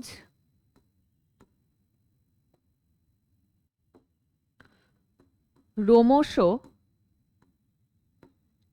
নীড়, শিরীষ বনের যে ঝাউয়ের মতন যে আর কি গাছের পাতার সম্ভার, সেই পাতার সম্ভারকে তিনি বর্ণনা করছেন কিভাবে, সবুজ রোমশ নীড়, নীড় মানে আমরা জানি বাসা, সেই গাছের যে পাতার সম্ভার, সেই পাতার সম্ভার যেন সবুজ রোমশ নীড়, অর্থাৎ মানে সবুজ রোমশ একটা বাসার মতন, যে বাসা আমাদেরকে উষ্ণতা দেয়। সেই নীড়ে কি থাকছে, সোনার ডিমের মতো অসংখ্য উপমা, অসংখ্য রূপক, সোনার ডিমের মতো। সেই ডিমের মতো কি ছিল জানো, ছিল ফাল্গুনের চাঁদ, অর্থাৎ ফাল্গুনের চাঁদ, ঠিক আছে। অর্থাৎ চাঁদকে মানে উপমা দিয়ে প্রকাশ করবার জন্য তিনি কি কি ব্যবহার করছেন, কোন সময়ের চাঁদ, ফাল্গুনের চাঁদ। সেই চাঁদটিকে কেমন দেখতে, সোনার ডিমের মতো দেখতে। সেই সোনার ডিমের মতো দেখতে চাঁদটি কোথায় রয়েছে, শিরীষ বনের সবুজ রোমশ নীড়ে, হয়তো গাছের উপরে সবুজ মানে শিরীষ গাছের আড়াল দিয়ে হয়তো মানে চাঁদ উকি দিচ্ছে। এরকম একটা পরিবেশকে তিনি বর্ণনা করার জন্য তিনটে জিনিস বেছে নিলেন। এক হচ্ছে শিরীষ বন, সেই শিরীষ বনের সবুজ রোমশ নীড়, অর্থাৎ এই শুধু এই জায়গাটা থেকেই প্রশ্ন দিয়ে দিতে পারে, হ্যাঁ। এই রোমশ নীড়ের পরিবর্তে হয়তো দিয়ে দিল নরম নীড়, হ্যাঁ। এরকম কিন্তু প্রচুর তোমরা পাবে, জীবনানন্দের কাব্য সমগ্র বা যে কোনো কাব্যগ্রন্থ উঠিয়ে নিয়ে পড়লেই কিন্তু তোমরা এরকম প্রচুর শব্দ পাবে। পাশাপাশি চাঁদকে তিনি বর্ণনা করছেন সবুজ সোনার ডিমের মতন। এখানে সোনার ডিমের পরিবর্তে এই দুটো শব্দ বাদ দিয়ে যদি অন্য কোনো কিছু দিয়ে দেয়, হ্যাঁ, রূপলি চাঁদ এরকম দিয়ে দিল, ফাল্গুনের চাঁদ রূপলি, হ্যাঁ, অথবা এখানে ফাল্গুনের পরিবর্তে হয়তো অঘ্রাণ দিয়ে দিল, ঠিক আছে। আমাদেরকে চিনে নিতে হবে সঠিক কবিতার সঠিক শব্দটি কোনটি, ঠিক আছে। আচ্ছা, এরপরে আমরা চলে আসব পরের লাইনে। পরের লাইনে কি বলছে দেখো, এর পরে আসবে গুলির শব্দ। এই কবিতাটা পড়লে আমরা দেখব গুলির শব্দ দুবার রয়েছে, ঠিক আছে।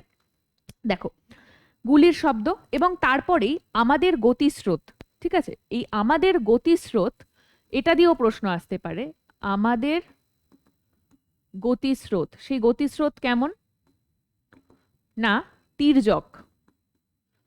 খুব সহজেই আমাদের প্রশ্নটা দিতে প্রশ্ন তৈরি হতে পারে এরকম।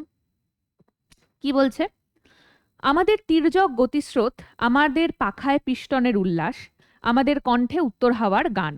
হ্যাঁ, আমাদের তির্যক গতিস্রোত, এবার গতিস্রোত তো তীব্র হতে পারে, হ্যাঁ, গতিস্রোত খুব দ্রুত হতে পারে, কিন্তু কিচ্ছু নয়, কোনো মানে গতিবেগ বোঝাচ্ছে এমন কোনো শব্দই তার উল্লেখ করা নেই বিশেষণে। কি উল্লেখ করেছেন, তির্যক। সুতরাং এই শব্দটাকে বাদ দিয়ে আমাদের কিন্তু শূন্যস্থান আসতে পারে। তারপরে দেখো কি বলছে, আমাদের পাখায় পিস্টনের উল্লাস, অর্থাৎ একটা হচ্ছে আমাদের গতিস্রোত, একটা হচ্ছে আমাদের পাখা। পাখায় কি আছে না পিস্টনের উল্লাস, অর্থাৎ পিস্টন যেভাবে ওঠানামা করে, যে গতিতে ওঠানামা করে, আমাদের ডানায় যেন ওই পিস্টনের ওঠানামার গতিটা রয়েছে। ঠিক আছে, সেইটা বোঝানোর জন্য তিনি পিস্টনের উল্লাসটা ব্যবহার করছেন। এবং আমাদের কণ্ঠে, সেই কণ্ঠে কিসের গান? কণ্ঠে হচ্ছে আমাদের কিসের গান? উত্তরের হাওয়ার গান। উত্তরের হাওয়ার গান। সুতরাং এই পংক্তিগুলি থেকে আমরা কি কি তথ্য পাচ্ছি? একটা হচ্ছে আমাদের গতিস্রোত কেমন, তির্যক, আমাদের পাখায় কি পিস্টনের উল্লাস, এবং আমাদের কণ্ঠে কি উত্তরের হাওয়ার গান। এই তিনটে ইনফরমেশন কিন্তু আমাদেরকে মনে রাখতে হবে। আচ্ছা, এরপরে আমরা চলে যাব পরের স্তবক, অর্থাৎ এই কবিতার শেষ স্তবক। শেষ স্তবকে কি রয়েছে? হয়তো গুলির শব্দ, আবার আমাদের স্তব্ধতা, আমাদের শান্তি। আজকের জীবনের এই টুকরো টুকরো মৃত্যু আর থাকতো না, থাকতো না আজকের জীবনের টুকরো টুকরো সাধের ব্যর্থতা ও অন্ধকার। আমি যদি বনহংস হতাম, বনহংসী হতে যদি তুমি, কোনো এক দিগন্তের জলশিরি নদীর ধারে ধান ক্ষেতের কাছে। এখানে এই স্তবকের শেষ যে অংশটা, আমি যদি বনহংস হতাম, তুমি যদি বনহংসী হতে, আর কি এই অংশটা, এটা কিন্তু প্রথমেও রয়েছে। অর্থাৎ প্রশ্ন আসতে পারে এখানে এই পংক্তি দুটি কতবার ব্যবহৃত হয়েছে। ঠিক আছে, উত্তর হবে দুবার। বোঝা গেল? আচ্ছা, এবারে আমরা তৃতীয় স্তবকটিতে চলে যাব। তৃতীয় স্তবকে আমরা প্রথমেই দেখব কটা পংক্তি আছে। তৃতীয় স্তবকে আছে কটা পংক্তি বলতো? 9টা পংক্তি। ঠিক আছে, তৃতীয় স্তবকে আছে আমাদের 9টা পংক্তি। এবার এখানে যে গুলির শব্দ ব্যবহার করা হচ্ছে, এটা কিন্তু দ্বিতীয়বার গুলির শব্দ ব্যবহার করা হচ্ছে। প্রথমবার গুলির শব্দ দ্বিতীয় স্তবকেই ব্যবহার করা হয়েছে। এই কারণে তৃতীয় স্তবকে যখন গুলির শব্দ মানে অংশটা উল্লেখ আছে, তখন এই গুলির শব্দের সঙ্গে আবার শব্দটি উল্লেখ রয়েছে, আবার গুলির শব্দ। ঠিক আছে, মনে রাখতে হবে। দ্বিতীয়ত, আমাদের দুটো মানসিক অবস্থার কথা বলা হচ্ছে। কি কি? একটা হচ্ছে স্তব্ধতা, আর একটা হচ্ছে শান্তি। ঠিক আছে, একটা হচ্ছে স্তব্ধতা আর একটা হচ্ছে শান্তি। পরের অংশে বলা হচ্ছে আমাদের জীবনের কি কি জিনিস থাকতো না। হ্যাঁ, যদি গুলির শব্দে আমরা আহত হতাম, আমরা নিহত হতাম, আমাদের শরীর নিস্তেজ নিষ্প্রাণ হয়ে যেত, তাহলে আমাদের কি কি থাকতো না? আমাদের জীবনে নেমে আসতো স্তব্ধতা, শান্তি। পাশাপাশি কি কি থাকতো না? টুকরো টুকরো মৃত্যু। টুকরো, এটা দুবার ব্যবহৃত হচ্ছে, আমি আর দুবার লিখছি না এখানে।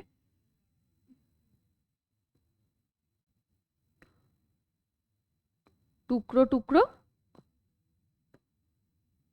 মৃত্যু। টুকরোই লিখছি, কিন্তু এটা টুকরো টুকরো আছে। হ্যাঁ, টুকরো টুকরো মৃত্যু। পাশাপাশি এটা হচ্ছে 1, 2 সাধের ব্যর্থতা আর অন্ধকার। এই তিনটে জিনিস কিন্তু কি হতো না? থাকতো না। এই যে আমরা বেঁচে আছি, আমাদের বাঁচার মধ্যে এই প্রতিদিনের প্রতিযোগিতায় দৌড়তে দৌড়তে আমাদের প্রতি মুহূর্তে মারা যেতে হয়। সেই কারণে বলছেন তিনি যে কি বলছে দেখো, আজকের জীবনের এই টুকরো টুকরো মৃত্যু আর থাকতো না। অর্থাৎ এই যে প্রতিদিন আমরা মারা যাচ্ছি, প্রতি মুহূর্তে আমরা একবার করে মারা যাচ্ছি, আবার বেঁচে উঠছি নতুন কোনো আশায়, নতুন কোনো উদ্দীপনায়, আবার পুনরায় ব্যর্থতার জালে জড়িত হতে হতে মারা যাচ্ছি। এই প্রতি মুহূর্তের মৃত্যু থাকতো না। থাকতো না সাধের ব্যর্থতা, সাধ অর্থাৎ ইচ্ছা, যে ইচ্ছা ব্যর্থ হয়েছে, যে ইচ্ছা পূরণ হয়নি, সেই ইচ্ছার মৃত্যুও বারবার থাকতো না। পাশাপাশি এই অন্ধকার থাকতো না। সুতরাং এই তিনটে জিনিস কিন্তু থাকতো না যদি আমরা ওই গুলির আঘাতে আমরা নিষ্প্রাণ হয়ে যেতাম। ঠিক আছে, এবং এখানে এই আমি যদি হতাম বনহংস, তুমি যদি হতে বনহংসী, অর্থাৎ আমরা যদি মানুষের পরিবর্তে বনহংসীর জীবন পেতাম, হয়তো আমাদের জীবন খুব ক্ষুদ্র হতো, হয়তো আমাদের জীবনে ততটা আবেগ, ততটা পরিণতি, ততটা পরিতৃপ্তি থাকতো না মানুষের জীবনে যে থাকে। কিন্তু পাশাপাশি বনহংসীর জীবনের একটা পূর্ণতা রয়েছে, হ্যাঁ, যে পূর্ণতা কিন্তু মানুষের জীবনে থাকে না। মানুষের জীবনে বারংবার মানুষ তাড়িত হতে থাকে অভাববোধের দ্বারা, যা অন্যান্য জীবজন্তু বা প্রকৃতির মধ্যে সেই অভাববোধটা থাকে না, কেননা তাদের মানবিক চেতনাটা থাকে না। হ্যাঁ, কাজেই তিনি বেছে নিতে চান বনহংসীর জীবন। হয়তো বনহংসী হলে কোনো এক মানুষ বা কোনো এক শিকারীর গুলির আঘাতে তাদের মৃত্যু হবে, হ্যাঁ, কিন্তু সেই মৃত্যুও তিনি বরণ করতে প্রস্তুত, কেননা সেই মৃত্যুর মধ্যে অনেক শান্তি রয়েছে। ঠিক আছে, এই হচ্ছে কবিতাটির সারমর্ম। কবিতাটি সেরকম হলে আমি পরে আরেকবার ভালোভাবে আলোচনা করব, মানে বিশ্লেষণ করব, সেটাতে আসছি। কিন্তু তার আগে তোমরা যে দুটো কবিতা পড়ালাম কিভাবে পড়তে হবে বললাম, এটা কিন্তু কবিতাটা ব্যাখ্যা বিশ্লেষণ করছি না, শুধুমাত্র বলছি কবিতাটা কিভাবে পড়তে হবে। আমাদের কম্পিটিটিভ এক্সামের জন্য কবিতার তথ্য কিভাবে পড়তে হবে, কিভাবে তথ্যটাকে সাজাতে হবে, সেইটা। এতটুকুর মধ্যে যদি কারোর কোনো সমস্যা থাকে সেটা তোমরা একটু বলো, বা চ্যাট বক্সে যারা আছো, অনলাইনে যারা ক্লাস করছো, তারা একটু চ্যাট বক্সে লেখো কারোর যদি কোনো সমস্যা থাকে। যদি না থাকে তাহলে আমি এগোবো, মুছে দিচ্ছি, হ্যাঁ এটা। আচ্ছা, আশা করি কারো সমস্যা নেই। এবারে আমরা চলে যাব তার ঠিক 20 বছর পরেটা, তাহলে পড়াই আগে। আমি যদি হতাম হয়ে গেল, এরপরে আমাদের আর কয়েকটা কবিতা পড়তে হবে। হ্যাঁ, প্রথমে আমরা 20 বছর পরটা পড়ে নিই। 20 বছর পরে, আচ্ছা, 20 বছর পরে এই কবিতাটা থেকে যেটা প্রথম প্রশ্ন আসে, আবার বছর 20 পর, এই অংশটা কতবার ব্যবহার করা হয়েছে, 20 শব্দটা কতবার ব্যবহার করা হয়েছে। হ্যাঁ, খুবই হাস্যকর প্রশ্ন, কিন্তু এই প্রশ্নগুলো পড়তে হবে, কিছু করার নেই। ঠিক আছে, আমরা কি করব, আমরা কবিতাটা পড়বার সময় একবার গুনে নেব যে কবার ব্যবহার করা হয়েছে, করে লিখে রাখবো, ব্যাস, তাহলেই মনে থাকবে। আর কোনো ট্রিক নেই এটা মনে রাখার। আচ্ছা, এবার আমরা এই 20 বছর পরের প্রথম স্তবকে প্রথমে আসি। প্রথম স্তবকে কটা পংক্তি আছে আমাদেরকে দেখতে হবে। আচ্ছা, এটা এটা হোমওয়ার্ক থাকলো, কটা পংক্তি আছে তোমরা দেখে এসে বলবে। প্রথমে কি বলছে দেখো, আবার বছর 20 পরে তার সাথে দেখা হয় যদি। আবার বছর 20 পরে, হয়তো ধানের ছড়ার পাশে কার্তিকের মাসে, তখন সন্ধ্যার কাক ঘরে ফেরে, তখন হলুদ নদী নরম নরম হয়, স্বর কাশ হোগলায় মাঠের ভিতরে। এটা হচ্ছে প্রথম স্তবক। তাহলে প্রথম স্তবকে আমরা পাচ্ছি কি কি কি কি ইনফরমেশন দেখো। দেখা হবে যে তার সঙ্গে, যে মানুষের সঙ্গে কবির দেখা হবে, যিনি তিনি আকাঙ্ক্ষা করছেন তার সাক্ষাৎ, হ্যাঁ, সে দেখাটা কবে হবে না, 20 বছর পর। ঠিক আছে, এবার 20 বছর পরে কবিতাটার নাম, কিন্তু পংক্তিতে ব্যবহার করা হচ্ছে আবার বছর 20 পরে। মনে রাখবে, অর্থাৎ কবিতাটার নাম 20 বছর, 20 আগে, বছর পরে। হ্যাঁ, কিন্তু পংক্তিতে আমরা পাচ্ছি বছর শব্দটা আগে, 20 শব্দটা পরে। ঠিক আছে, এটা কিন্তু মাথায় রাখবে, ভুলে যেও না। ঠিক আছে, তো বছর 20 পরে যদি তার সাথে দেখা হয়, এবার প্রশ্নটা হচ্ছে কোথায় দেখাটা হবে, এই সাক্ষাতের, এই অতি প্রার্থিত সাক্ষাতের দেখাটা কোথায় হতে চলেছে। অনেক জায়গায় হতে পারে, এমা ছোট হয়ে গেল। হ্যাঁ, আচ্ছা, কোথায় দেখা হবে, কোথায় দেখা হবে দেখো, দেখি আমরা কোথায় দেখা হয়। অনেক কটা জায়গায়। হ্যাঁ, প্রথম সাক্ষাৎ স্থল কোথায় না, ধানের ছড়ার পাশে। ধানের ধানের ছড়ার পাশে হতে পারে দেখা, অথবা, আচ্ছা, এটা হচ্ছে কোথায়, এবারে হচ্ছে কোন মাসে দেখা হবে, কখন দেখা হবে। হুম, কোন মাসে দেখা হবে, কোন মাসে দেখা হবে না, কার্তিক মাসে। পেয়ে গেলাম আমরা দ্বিতীয় ইনফরমেশন, কোন মাসে না, কার্তিক মাসে। ঠিক আছে, আচ্ছা, এবার কখন দেখা হবে, কখন দেখা হবে না, যখন যখন সন্ধ্যায় কাক ঘরে ফিরবে, যখন সন্ধ্যায় কাক ঘরে ফেরে তখন, যখন হলুদ নদী নরম নরম হয়, অর্থাৎ হলুদ নদী মানে তো নদী হলুদ নয়, যখন সন্ধ্যা নেমে আসে, যখন সূর্যাস্ত হয়, সেই সূর্যাস্তের গলিত সোনার মতন রং যখন নদীকে হলুদ রঙে রাঙিয়ে তোলে, যেই সময় কাক বাড়ি ফেরে, বাসায় ফেরে, নিজের বাসার উষ্ণতা অনুভব করার জন্য সারাদিনের পরিশ্রমের পর, খাদ্য সন্ধানের পর এক টুকরো ঘুমের জন্য যখন কাক সন্ধ্যায় বাসায় ফেরে, যখন হলুদ নদীর ওপর সূর্যাস্তের রং নেমে আসে, অথবা যখন আবার কয়েকটি ঘাসের নাম দেখো, সর, কাশ আর হোগলা, এই তিনটেই গুল্ম জাতীয় উদ্ভিদ আমরা জানি। এই হোগলায় পূর্ণ মাঠের ভেতর দেখা হবে, ঠিক আছে? অর্থাৎ আর একটু উপরে তুলে দিই এটা, দেখো, এ বাবা অনেক বড় হয়ে গেল, জুম আউট হচ্ছে না। হ্যাঁ, এই তো হয়েছে। আচ্ছা দেখো কি বলছে, 20 বছর পরে আমাদের দেখা হবে। কোথায় দেখা হবে? না, ধানের ছড়ার পাশে। কোন মাসে দেখা হবে? কার্তিক মাসে। কখন দেখা হবে? যখন সন্ধ্যায় কাক ঘরে ফিরবে, যখন হলুদ নদী অর্থাৎ নদীর ওপর সূর্যাস্তের রং নেমে আসবে, এবং স্বর, কাশ, হোগলায় পূর্ণ মাঠের পাশে দেখা হবে। আমরা পেয়ে গেলাম এই দেখা সাক্ষাতের স্থান, কাল, মানে সময়, সেই সবকিছু আমরা পেয়ে গেলাম প্রথম স্তবকে। বোঝা গেল? আচ্ছা, এবারে চলে যাব আমরা দ্বিতীয় স্তবক। দ্বিতীয় স্তবকে আমরা প্রথমেই যেটা পাবো, পংক্তি সংখ্যা। এই কবিতার আমি স্তবকের পংক্তি সংখ্যা গোনার দায়িত্ব দিচ্ছি তোমাদেরকে। হ্যাঁ, এটা গুনে আমাকে পরের দিন বলবে, তাহলে আমি বুঝবো যে তোমরা পড়েছো। আচ্ছা, হয়তো তখন সময়টা কিরকম থাকবে সেইটার একটা বর্ণনা আমরা পাবো দ্বিতীয় প্যারাগ্রাফে।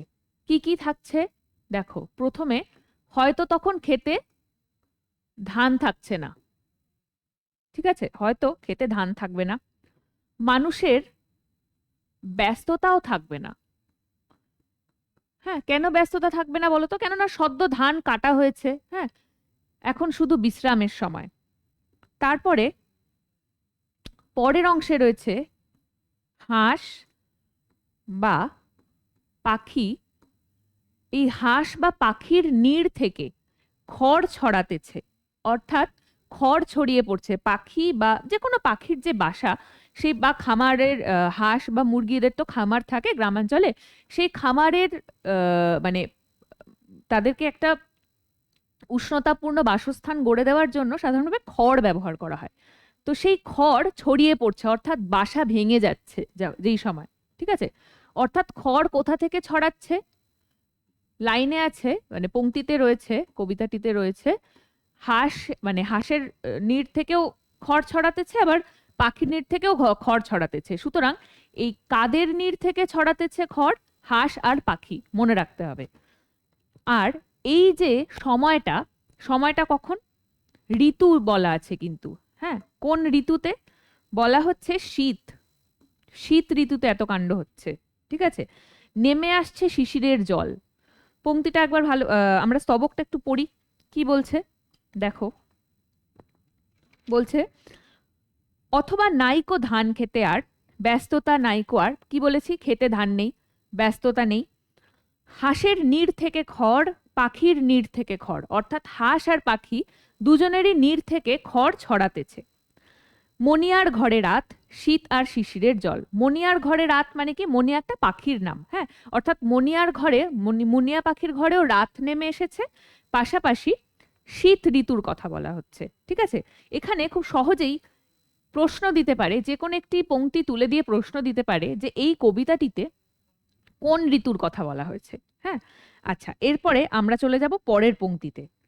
পরের পংক্তিতে রয়েছে, কি বলছে? জীবন গিয়েছে চলে আমাদের 20 বছরের পার, তখন হঠাৎ যদি মেঠো পথে পাই আমি তোমারে আবার, হয়তো এসেছে চাঁদ মাঝরাতে একরাশ পাতার পিছনে। এই লাইনটা দিয়েও প্রশ্ন এসেছে পিএসসিতে। হ্যাঁ, সরু সরু কালো কালো ডালপালা মুখে নিয়ে তার শিরীষের অথবা জামের ঝাউয়ের আমের 20 বছরের পরে তখন তোমারে নাই মনে।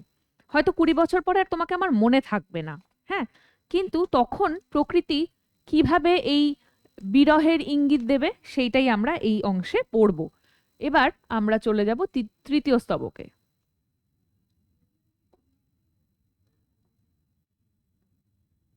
আচ্ছা, তৃতীয় স্তবকে কি বলছে দেখো, জীবন কত বছর পার হয়ে গেছে? 20 20, মনে রাখতে হবে 20 বছরের পার। হুম, আচ্ছা, কোথায় তোমাকে দেখতে পাবো? মেঠো পথে, যদি আবার কখনো মেঠো পথে আমাদের দেখা হয়ে যায়। হুম, এবার মানে কখন দেখা হবে বা কিভাবে দেখা হবে, কোথায় দেখা হবে, বলছে কি, এই লাইনটা থেকেই পিএসসিতে প্রশ্ন দিয়েছিল কয়েক বছর আগে। হয়তো দেখাটা হবে আমাদের কোথায় না, প্রথমে বলি কখন, মাঝরাতে। উত্তরটা কি, যদি কখন দেখা হওয়ার প্রশ্ন আসে উত্তর হবে মাঝরাতে। এবার কোথায় দেখা হবে? একরাশ পাতার পিছনে। হুম, একরাশ পাতার পিছনে দেখা হবে। এবং এই একরাশ পাতার পিছনে যে লুকিয়ে বসে আছে সে কে না চাঁদ। যখন মাঝরাতে একরাশ পাতার পিছনে চাঁদ লুকিয়ে থাকবে সেই সময় কোনো মেঠো পথে যদি আমাদের দেখা হয়ে যায়, কাহিনীটা খানিকটা এরকম। এরপর এর পরের অংশে মানে পরের পংক্তিতে প্রচুর গাছপালার নাম আছে, হ্যাঁ, সেটা আমি আর বোর্ডে লিখছি না, নোটসে পেয়ে যাবে, কবিতাতেও পাবে। দেখো কি বলছে, সরু সরু কালো কালো ডালপালা মুখে নিয়ে দাঁড়িয়ে থাকে শিরীষ, জাম, ঝাউ, হ্যাঁ, আম। এই এত কটা গাছের নাম কিন্তু আমাদেরকে ক্রমানুযায়ী মনে রাখতে হবে, ঠিক আছে? সেই ক্রমানুযায়ী মনে রাখার জন্য তোমরা এই শিরীষের শি, জামের যা, ঝাউয়ের ঝা আর আমের আ প্রথমের অর্থাৎ আদ্যাক্ষর দিয়ে একটা শব্দ বানিয়ে লিখে রাখতে পারো। হুম, এখানে বলেছে শিরীষ, জাম, ঝাউ আর আম, এই প্রত্যেকটার আদ্যাক্ষর তোমরা লিখে রাখতে পারো, মনে রাখবে। এবং শেষ অংশে আছে 20 বছর পর তোমাকে মনে নেই। হ্যাঁ, এই লাইনটা মানে এই কবিতাতে একমাত্র কন্ট্রাডিক্টরি লাইন। পুরো কবিতাটা পড়লে আমরা বুঝতে পারবো যে কবিতাতে 20 বছর পরে আমাদের দেখা হতে পারে এই আকাঙ্ক্ষা নিয়েই তিনি কবিতাটা লিখছেন। হ্যাঁ, একমাত্র কন্ট্রাডিক্টরি লাইন, একমাত্র বিরুদ্ধ লাইন হচ্ছে মানে বিরুদ্ধ কোনো পংক্তি যদি বলা হয়, বিরুদ্ধ কোনো বক্তব্য যদি বলা হয়, তাহলে সেটা হচ্ছে 20 বছর পর তোমাকে মনে নেই। সুতরাং আমাদের পরীক্ষার হলে আমরা যদি কবিতাটা একটু কম পড়ে যাই তাহলে এই লাইনটা দেখলে মনে হবে না এই লাইনটা হয়তো নেই, কিন্তু আসলে কিন্তু এই পংক্তিটা রয়েছে। সুতরাং আমাদেরকে খুব ভালোভাবে এই পংক্তিটাও মনে রাখতে হবে, কেননা এই পংক্তিটা সত্য মিথ্যা হিসেবে দিতে পারে, যে পংক্তিটি সত্য নাকি মিথ্যা। ঠিক আছে, 20 বছর পর তোমাকে মনে নেই। এরপরে আমরা চলে আসব চতুর্থ স্তবকে। চতুর্থ স্তবকে আমরা কি লিখব? চতুর্থ স্তবক। চতুর্থ স্তবকে দেখো কি বলছে, ওই একই কথা আবার রয়েছে, জীবন চলে গেছে 20 বছর, আবার যদি তোমার আমার দেখা হয়। এইখানে যে 20 বছরের অংশটা রয়েছে এটা কিন্তু আমাদের খুব গুরুত্বপূর্ণ। আমাদের আগেই বললাম, এটা পড়াবার শুরুতেই বললাম, এই 20 বছরের মানে কতবার 20 বছর পর এটা ব্যবহার করা হচ্ছে সেটা কিন্তু আমাদেরকে বলতে হবে। ঠিক আছে, আচ্ছা, এরপরে আমরা চলে যাব পঞ্চম স্তবকে। পঞ্চম স্তবকে কি বলছে, তখন হয়তো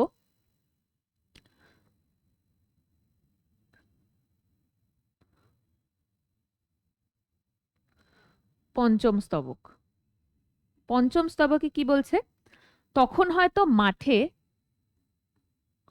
কি থাকবে, হামাগুড়ি দিয়ে পেঁচা নামে। হ্যাঁ, খুব গুলিয়ে যাওয়ার সম্ভাবনা। পেঁচা কি হামাগুড়ি দিয়ে নামে কখনো? হামাগুড়ি দিয়ে তো নামে না, নামে কিভাবে, উড়ে উড়ে, তাই তো, উড়ে এরকম ভাবে এরোপ্লেনের মতন ল্যান্ড করে আর কি। এই যে নেমে আসা মাটিতে, পাখির উড়ানের থেকে মানে উড়ান অবস্থা থেকে মাটিতে নেমে আসার যে ভঙ্গিমা, সেই ভঙ্গিমাটা মানে প্যাঁচার ওই ভঙ্গিমায় তারা তখনই নেমে আসে যখন তারা শিকার করে। ঠিক আছে, ওই শিকার করার যে ভঙ্গিমা, সেই ভঙ্গিমাটাকেই ব্যাখ্যা করার জন্য তিনি বলছেন হামাগুড়ি দিয়ে। ঠিক আছে, এবার হামাগুড়ি দিয়ে কে নামবে? পেঁচা নামবে। এখানে খুব সহজেই হামাগুড়ির পরিবর্তে উড়ে বা ধীরে ধীরে বা যে কোনো অন্য যে কোনো শব্দ দিয়ে কিন্তু এটা প্রশ্ন আসতে পারে। মুছে দিই, এটা খুব বাজে লাগছে দেখতে, যাই হোক। আচ্ছা, এরপরে কি বলছে দেখো, হয়তো মাঠে হামাগুড়ি দিয়ে পেঁচা নামে, বাবলার গলির অন্ধকারে অসথের জানলার ফাঁকে কোথায় লুকায় আপনাকে, চোখের পাতার মতো নেমে চুপি কোথায় চিলের ডানা থামে। আচ্ছা, এখানে অনেক কটা জিনিস আমরা পেলাম। প্রথমে বলি, এক তো পেঁচা নামলো হামাগুড়ি দিয়ে, দ্বিতীয়ত গলি, কিসের গলি? বাবলা গাছের গলি, অর্থাৎ হয়তো বাবলা গাছের একদম ঝাড়, অর্থাৎ প্রচুর বাবলা গাছ একসাথে রয়েছে, সেই বাবলা গাছের ফাঁক দিয়ে সরু সরু যে গলি পথ চলে গেছে সেই গলি। এবং অশ্বত্থের জানলা, অশ্বত্থ গাছের সঙ্গে জানলা, অর্থাৎ অশ্বত্থ অশ্বত্থ গাছের ফাঁক ফোকর দিয়ে সেই পেঁচা যেন লুকিয়ে মানে আত্মগোপন করে যায়। ঠিক আছে, বাবলার গলি অথবা অশ্বত্থ গাছের জানলা, অর্থাৎ অশ্বত্থ গাছের ফাঁক ফোকরে এই পেঁচা হামাগুড়ি দিয়ে নামার সময় যেন আত্মগোপন করে। ঠিক আছে, এরপরে আসছে কি না, চিলের ডানা। এই চিলের ডানা কিভাবে নামছে বলতো? চুপ করে কোথায় নামে না, থামে রয়েছে। এই চিলের ডানা চুপ করে থামে, অর্থাৎ খুব ধীরে ধীরে এসে শান্ত হয়ে কোথাও একটা বসে। সেই ডানার যে ভঙ্গিমা, সেই ভঙ্গিমা কেমন? চোখের পাতার মতো। অর্থাৎ আমাদের চোখের যে পলক, হ্যাঁ, সেই চোখের পলক যেমন ধীরে ধীরে পড়ে, চিলের ডানাও তেমনি খুব ধীরে ধীরে চুপ করে কোথাও থেমে গেল। অর্থাৎ একটা নিস্তব্ধতা নেমে এলো। আমরা প্যাঁচার কথা যখনই পাই, জীবনানন্দের কবিতায় প্যাঁচা বহুবার এসেছে, হ্যাঁ, অনেক রকমের ইঙ্গিত নিয়ে এসেছে। হ্যাঁ, প্যাঁচা মানেই হচ্ছে রাত, এবং প্যাঁচার এই নেমে আসা, প্যাঁচার হঠাৎ করে সজাগ হয়ে রাত্রিবেলাতে তার যে রাত্রি যাপন, শিকারের সন্ধানে আমরা জানি প্যাঁচা রাত্রিবেলাতে বের হয়। হ্যাঁ, তার নিজের জীবনের যাবতীয় যা চাওয়া পাওয়া তার খুঁজে নেওয়াটাই হচ্ছে রাত্রিবেলায়। সেই প্যাঁচার অশ্বত্থ এবং বাবলা গাছের অলিতে গলিতে ফাঁক ফোকরে প্যাঁচার আত্মগোপন, পাশাপাশি চোখের পাতার মতন খুব ধীর গতিতে চিলের ডানা যেন বিশ্রামরত হয়ে ওঠে। ঠিক আছে, অর্থাৎ সন্ধ্যা নেমে আসে। এইটা হচ্ছে পঞ্চম স্তবকের মূল কাহিনী। হ্যাঁ, এবারে আমরা চলে যাব ষষ্ঠ স্তবকে। ষষ্ঠ স্তবকে কি বলছে? ষষ্ঠ স্তবকে বলছে, এই সোনালী চিল, এই চিলের রং কেমন না? সোনালী। হ্যাঁ, এখানে কিন্তু সোনালী শব্দটা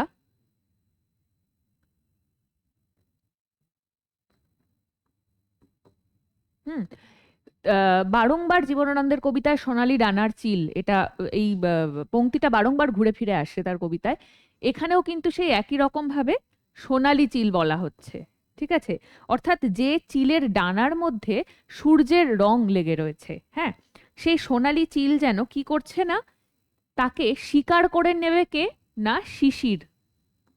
শীতের যে শিশির, হ্যাঁ, সেই শীতের শিশির যেন তাকে শিকার করে নেবে। আবার একদম শেষ যে পংক্তি, সেখানে দেখো বলছে, 20 বছরের পরে সেই কুয়াশায় পাই যদি হঠাৎ তোমারে। অর্থাৎ 20 বছর পরে, আমরা কবিতার নামে দেখলাম 20 বছর পরে, এবং কবিতার একদম শেষ পংক্তিতে কিন্তু 20 বছরের পরে রয়েছে। বাকি যতবার 20 বছর কথাটা উল্লেখ করা হয়েছে, প্রত্যেকবার কিন্তু বছর 20 হিসেবে উল্লেখ করা হয়েছে, 20 বছর হিসেবে কিন্তু নয়। এটা কিন্তু মাথায় রাখতে হবে। 20 বছরের পরে সেই কুয়াশায়, অর্থাৎ 20 বছর পর তোমাকে কোথায় খুঁজে পাবো? সেই অস্পষ্টতার মধ্যে, কুয়াশার ভেতরে তোমাকে খুঁজে পাবো। ঠিক আছে, এখানেও কিন্তু কুয়াশা শব্দটাকে তুলে দিয়ে একটা শূন্যস্থান পূরণ আসতে পারে, যে কোন সময়, কিভাবে, কোন পরিস্থিতিতে তোমার সঙ্গে দেখা হবে, উত্তর থাকবে কুয়াশায়। ঠিক আছে, এটা হচ্ছে আমাদের 20 বছর পর এই কবিতাটি আমাদের হয়ে গেল।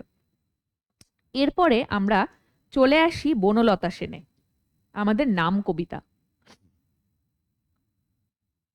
বনলতা সেন কবিতাটি আমরা বহু পঠিত কবিতা, তোমরা বহুবার পড়েছ।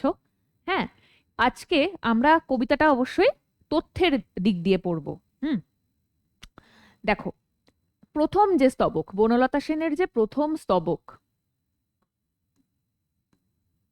স্তবক যদি আমরা একটু গুণে দেখি, দেখব তাতে কটা পংক্তি আছে? 6টা পংক্তি আছে। ঠিক আছে, আচ্ছা, 6টা পংক্তি আছে।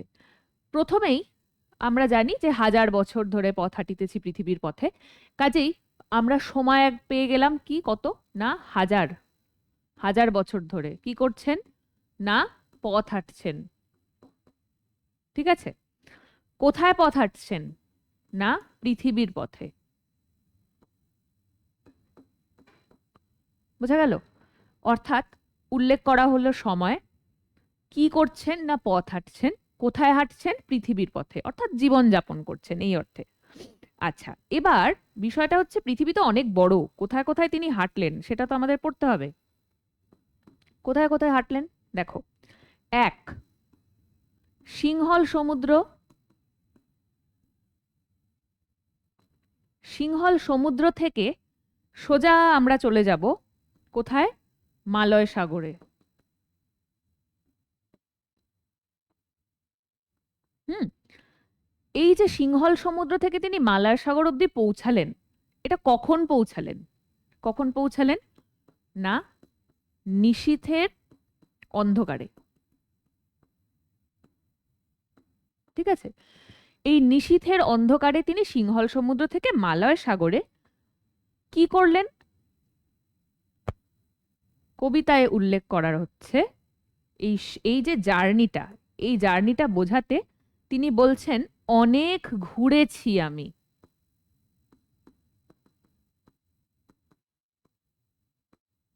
বোঝা গেল? সিংহল সমুদ্র থেকে মালয় সাগরের নিশীথের অন্ধকারে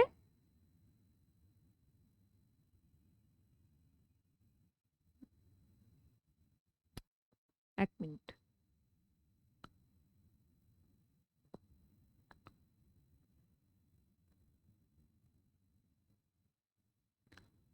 এই মাটা উঠছে না কেন?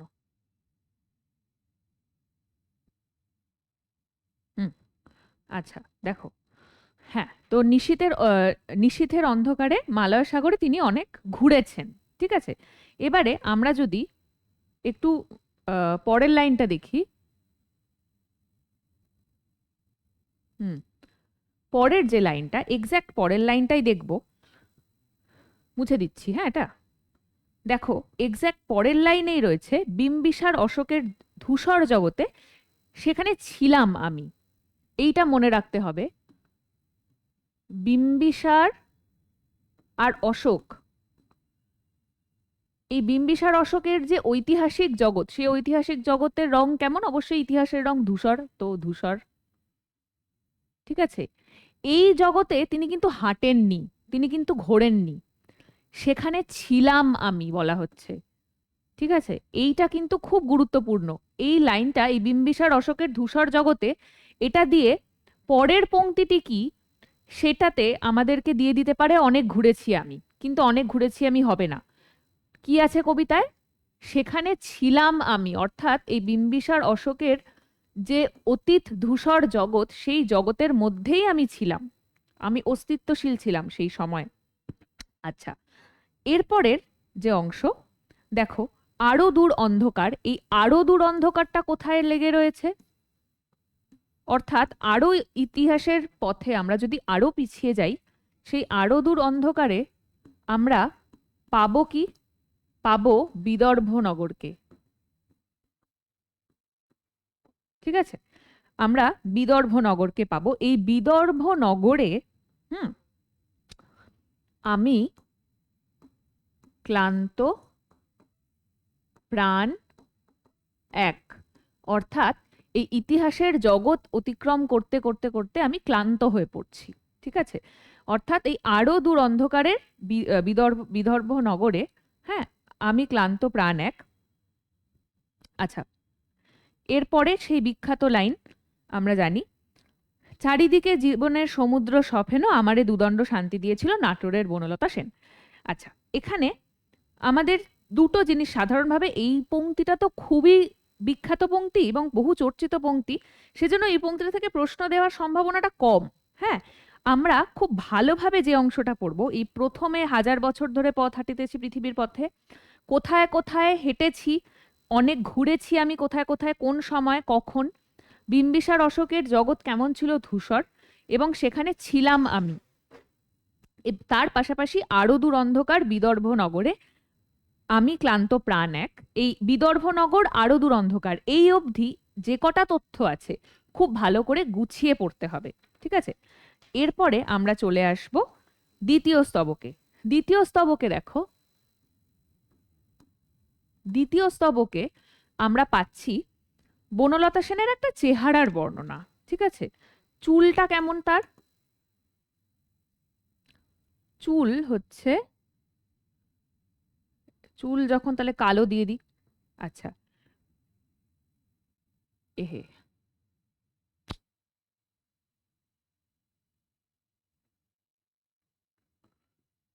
দেখা যাবে না কালো দিলে, সাদাই দিয়ে দিই, কি আর করা যাবে। ঠিক আছে, চুল, চুল কেমন? কবেকার অন্ধকার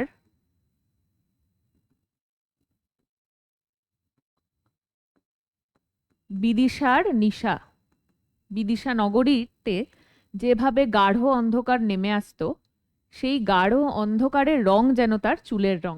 ঠিক আছে, এবার মুখ, মুখ কেমন? সমৃদ্ধময়ী যে নগরী, ভারতবর্ষের অন্যতম সমৃদ্ধিমান নগরী ছিল এটা, শ্রাবস্তী। কালিদাসের কাব্যে নাটকে এগুলির উল্লেখ পাওয়া যায়। শ্রাবস্তীর কারুকার্য, অর্থাৎ তার মুখ যেন শ্রাবস্তীর কারুকার্য। এরপর দেখো, হাল ভেঙে যে নাবিক হারায়েছে দিশা, হ্যাঁ, সেই যে নাবিক, এটাও খুব বিখ্যাত একটা লাইন। সেই নাবিক কোথায় হাল ভেঙেছে? না, অতি দূর সমুদ্রের পর। সুতরাং এই যে লাইনটা, অতি দূর সমুদ্রের পর, এখানে দিয়ে দিতে পারে হয়তো দারুচিনি দ্বীপ, হ্যাঁ, হয়তো দিয়ে দিল শুধু সমুদ্রের পর, বা দিয়ে দিল মহাসাগরের পারে, যা খুশি দিতে পারে। অতি দূর সমুদ্রের পর নাবিক কিন্তু, এটা আর লিখছি না, খুব বিখ্যাত লাইন, জানো তোমরা সবাই, সেই নাবিক হাল ভেঙে দিশা হারিয়েছে। ঠিক আছে, এবং সেই সময় সেই নাবিক যখন হাল ভেঙে দিশাহীন হয়ে পড়ছেন, সেই সময় বনলতা সেনকে কবি দেখছেন, এবং বনলতা সেনের একটি মাত্র উক্তি, গোটা কবিতা জুড়ে বনলতা সেনের একটি মাত্র উক্তি আমরা পাবো। সেই উক্তিটা কি? এতদিন কোথায় ছিলেন। এবং এই এতদিন কোথায় ছিলেন, এই কথাটা কবিকে বনলতা সেন কখন বলছেন? না, অন্ধকারে। ঠিক আছে, এই ইনফরমেশনগুলো কিন্তু আমাদের পড়তে হবে। এবং কিভাবে বলেছেন? না, পাখির নীড়ের মতন চোখ তুলে বলেছেন। ঠিক আছে, এই লাইনটাও যেহেতু খুব চর্চিত লাইন, পাখির নীড়ের মতো চোখ তুলে বনলতা সেন, নাটোরের বনলতা সেন, সেহেতু এই খুব চর্চিত পংক্তি থেকে প্রশ্ন না দেওয়ার সম্ভাবনাই বেশি। আমাদের টার্গেট করবে সেই পংক্তিগুলো, যেই পংক্তিগুলোতে খুব বহু ব্যবহৃত, পুনর্ব্যবহৃত শব্দ থাকবে, প্রচুর গাছপালা, পাখির নাম থাকবে, পাশাপাশি গুলিয়ে দেওয়ার মতন কিছু শব্দ থাকবে, কিছু বিশেষণ থাকবে, কিছু উপমা থাকবে, কিছু রূপক থাকবে। ঠিক আছে, আচ্ছা, এরপরে আমরা চলে আসছি তৃতীয় স্তবকে। তৃতীয় স্তবকে কটা পংক্তি আমরা পাবো? 6টা। ঠিক আছে, আচ্ছা, এই 6টা পংক্তির প্রথমেই আমরা দেখব সন্ধ্যা আসছে। ঠিক আছে, সমস্ত দিনের শেষে, অর্থাৎ কখন সন্ধ্যা আসছে? তৃতীয় স্তবক,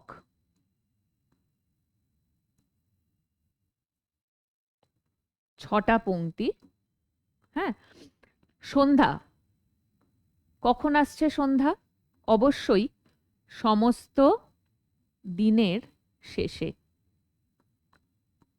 সমস্ত দিনের শেষে যখন সন্ধ্যা আসে। কিভাবে আসছে সন্ধ্যাটা? না, শিশিরের শব্দের মতন। শিশিরের কি কোনো শব্দ হয় শিশির যখন পড়ে? আমি কখনো শুনিনি। শিশির আমার যদ্দূর ধারণা নিঃশব্দেই পড়ে। হ্যাঁ, অর্থাৎ সন্ধ্যা শিশির যেভাবে নিঃশব্দে পড়ে, সেই একইভাবে সন্ধ্যাও নিঃশব্দে পৃথিবীর ওপর নিজের চাদর বিছিয়ে দেয়। হ্যাঁ, এরপরে দেখো, এরপরে চিলের কথা আছে। এই চিল কি করে? সারাদিনের ব্যস্ততার পর রৌদ্রের ডানা। রৌদ্রের ডানা মানে কি? এই রৌদ্র শব্দটা দুভাবে আমরা ব্যাখ্যা করতে পারি। এক হচ্ছে তার সারাদিনের যে ক্লান্তি, যে জীবন সংগ্রাম, ক্লান্তিময় জীবন সংগ্রাম, চড়া রৌদ্রের যে তাপ, যে দাবদাহ তার ডানাকে পুড়িয়ে ঝলসে দেয়, সেই রৌদ্রোজ্জ্বল ডানা। অন্যদিকে আরো একভাবে এই শব্দটাকে আমরা ব্যাখ্যা করতে পারি, এই রৌদ্র শব্দটাকে, সেটা হচ্ছে ডানার যে জোর, রৌদ্র তো খুব তেজবান একটা শক্তি, হ্যাঁ, কিন্তু চিলের যে উড়ান, সেই চিলের উড়ানের মধ্যে ডানার শক্তি কিন্তু আমরা দেখতে পাই, তাই তো? আমরা জানি চিল একটা অন্যতম শক্তিমান পাখি, হ্যাঁ, তার ডানার যে শক্তি, সেই ডানার শক্তি যেন রৌদ্রের তেজের মতন, হ্যাঁ। তো সেই চিল কি করে, রৌদ্রের ডানা থেকে যত মানে রৌদ্রের ডানার যে গন্ধ, সেই গন্ধ মুছে ফেলে।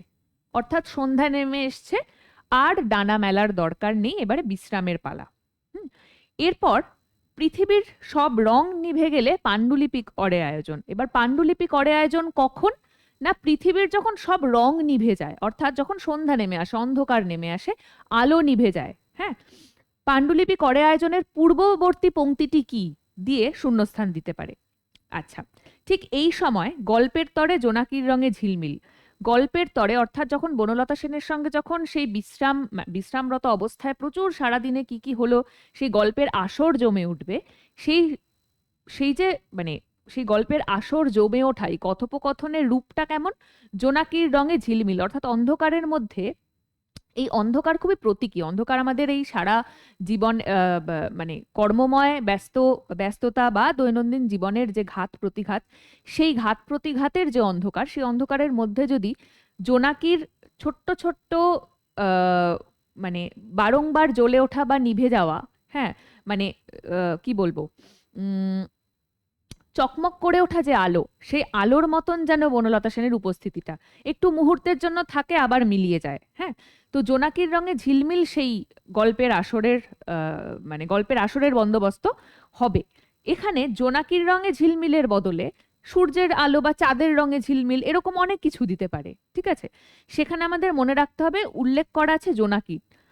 আচ্ছা, একদম শেষে বনলতা সেনের একদম শেষের যে লাইন, সব পাখি ঘরে ফেরে সব নদী, তাহলে আমরা দেখব একদম শেষে ঘরে কারা কারা আসছে। ঘরে আসে অবশ্যই প্রথমত পাখি এবং দ্বিতীয়ত নদী, বোঝা গেল? এবং জীবনের যাবতীয় লেনদেন এই সময় ফুরিয়ে যায়। এবং শেষে একদম শেষ পংক্তিতে আমরা দেখব যে থাকে শুধু অন্ধকার, মুখোমুখি বসিবার বনলতা সেন। অর্থাৎ এই যে লাইনটা খুব গুরুত্বপূর্ণ নয়, তবু আমার মনে হয় পড়ে রাখা ভালো, যে মুখোমুখি বনলতা সেনের সঙ্গে যখন আমরা মুখোমুখি কথা বলবো, তখন কে থাকবে? শুধু অন্ধকার থাকবে। অর্থাৎ অন্ধকারের মধ্যেই নেমে আসবে আমাদের যাবতীয় কথোপকথন, ঠিক আছে। আচ্ছা, এবারে বলো একটু যে কারোর যদি কোনো অসুবিধা থাকে। মুছে দিচ্ছি এটা। আচ্ছা, আশা করি কারোর অসুবিধা নেই। আজকে আমাদের কিন্তু বেশিরভাগটাই পড়া হয়ে গেল, শুধু একটা কবিতাই জাস্ট বাকি রইলো, সেটা হচ্ছে হাওয়ার রাত, হ্যাঁ। আপাতত এখানেই ক্লাস শেষ করছি। আমাদের যে কটা কবিতা পড়া হলো, সেই কবিতাগুলো নিয়ে আমরা আরো কিছু ব্যাখ্যা বিশ্লেষণ অবশ্যই আমরা পরের ক্লাসটাতে করব, প্লাস হাওয়ার রাত, এটা এই কবিতাটি পড়বো। এবং তারপরে তোমরা আগে কবিতাগুলি ভালো করে পড়ো। পড়ার পরে আমরা নেক্সট ক্লাসে আমরা প্রিভিয়াস ইয়ারের যে প্রশ্ন, অর্থাৎ পূর্ববর্তী যে বছরগুলোতে পিএসসি হয়েছে, সেই প্রশ্নগুলো আমরা ক্লাসে আলোচনা করব, ঠিক আছে। আজকের ক্লাস এই পর্যন্তই। ভালোভাবে পড়তে থাকো, নিজেরা প্রিপেয়ার হতে থাকো।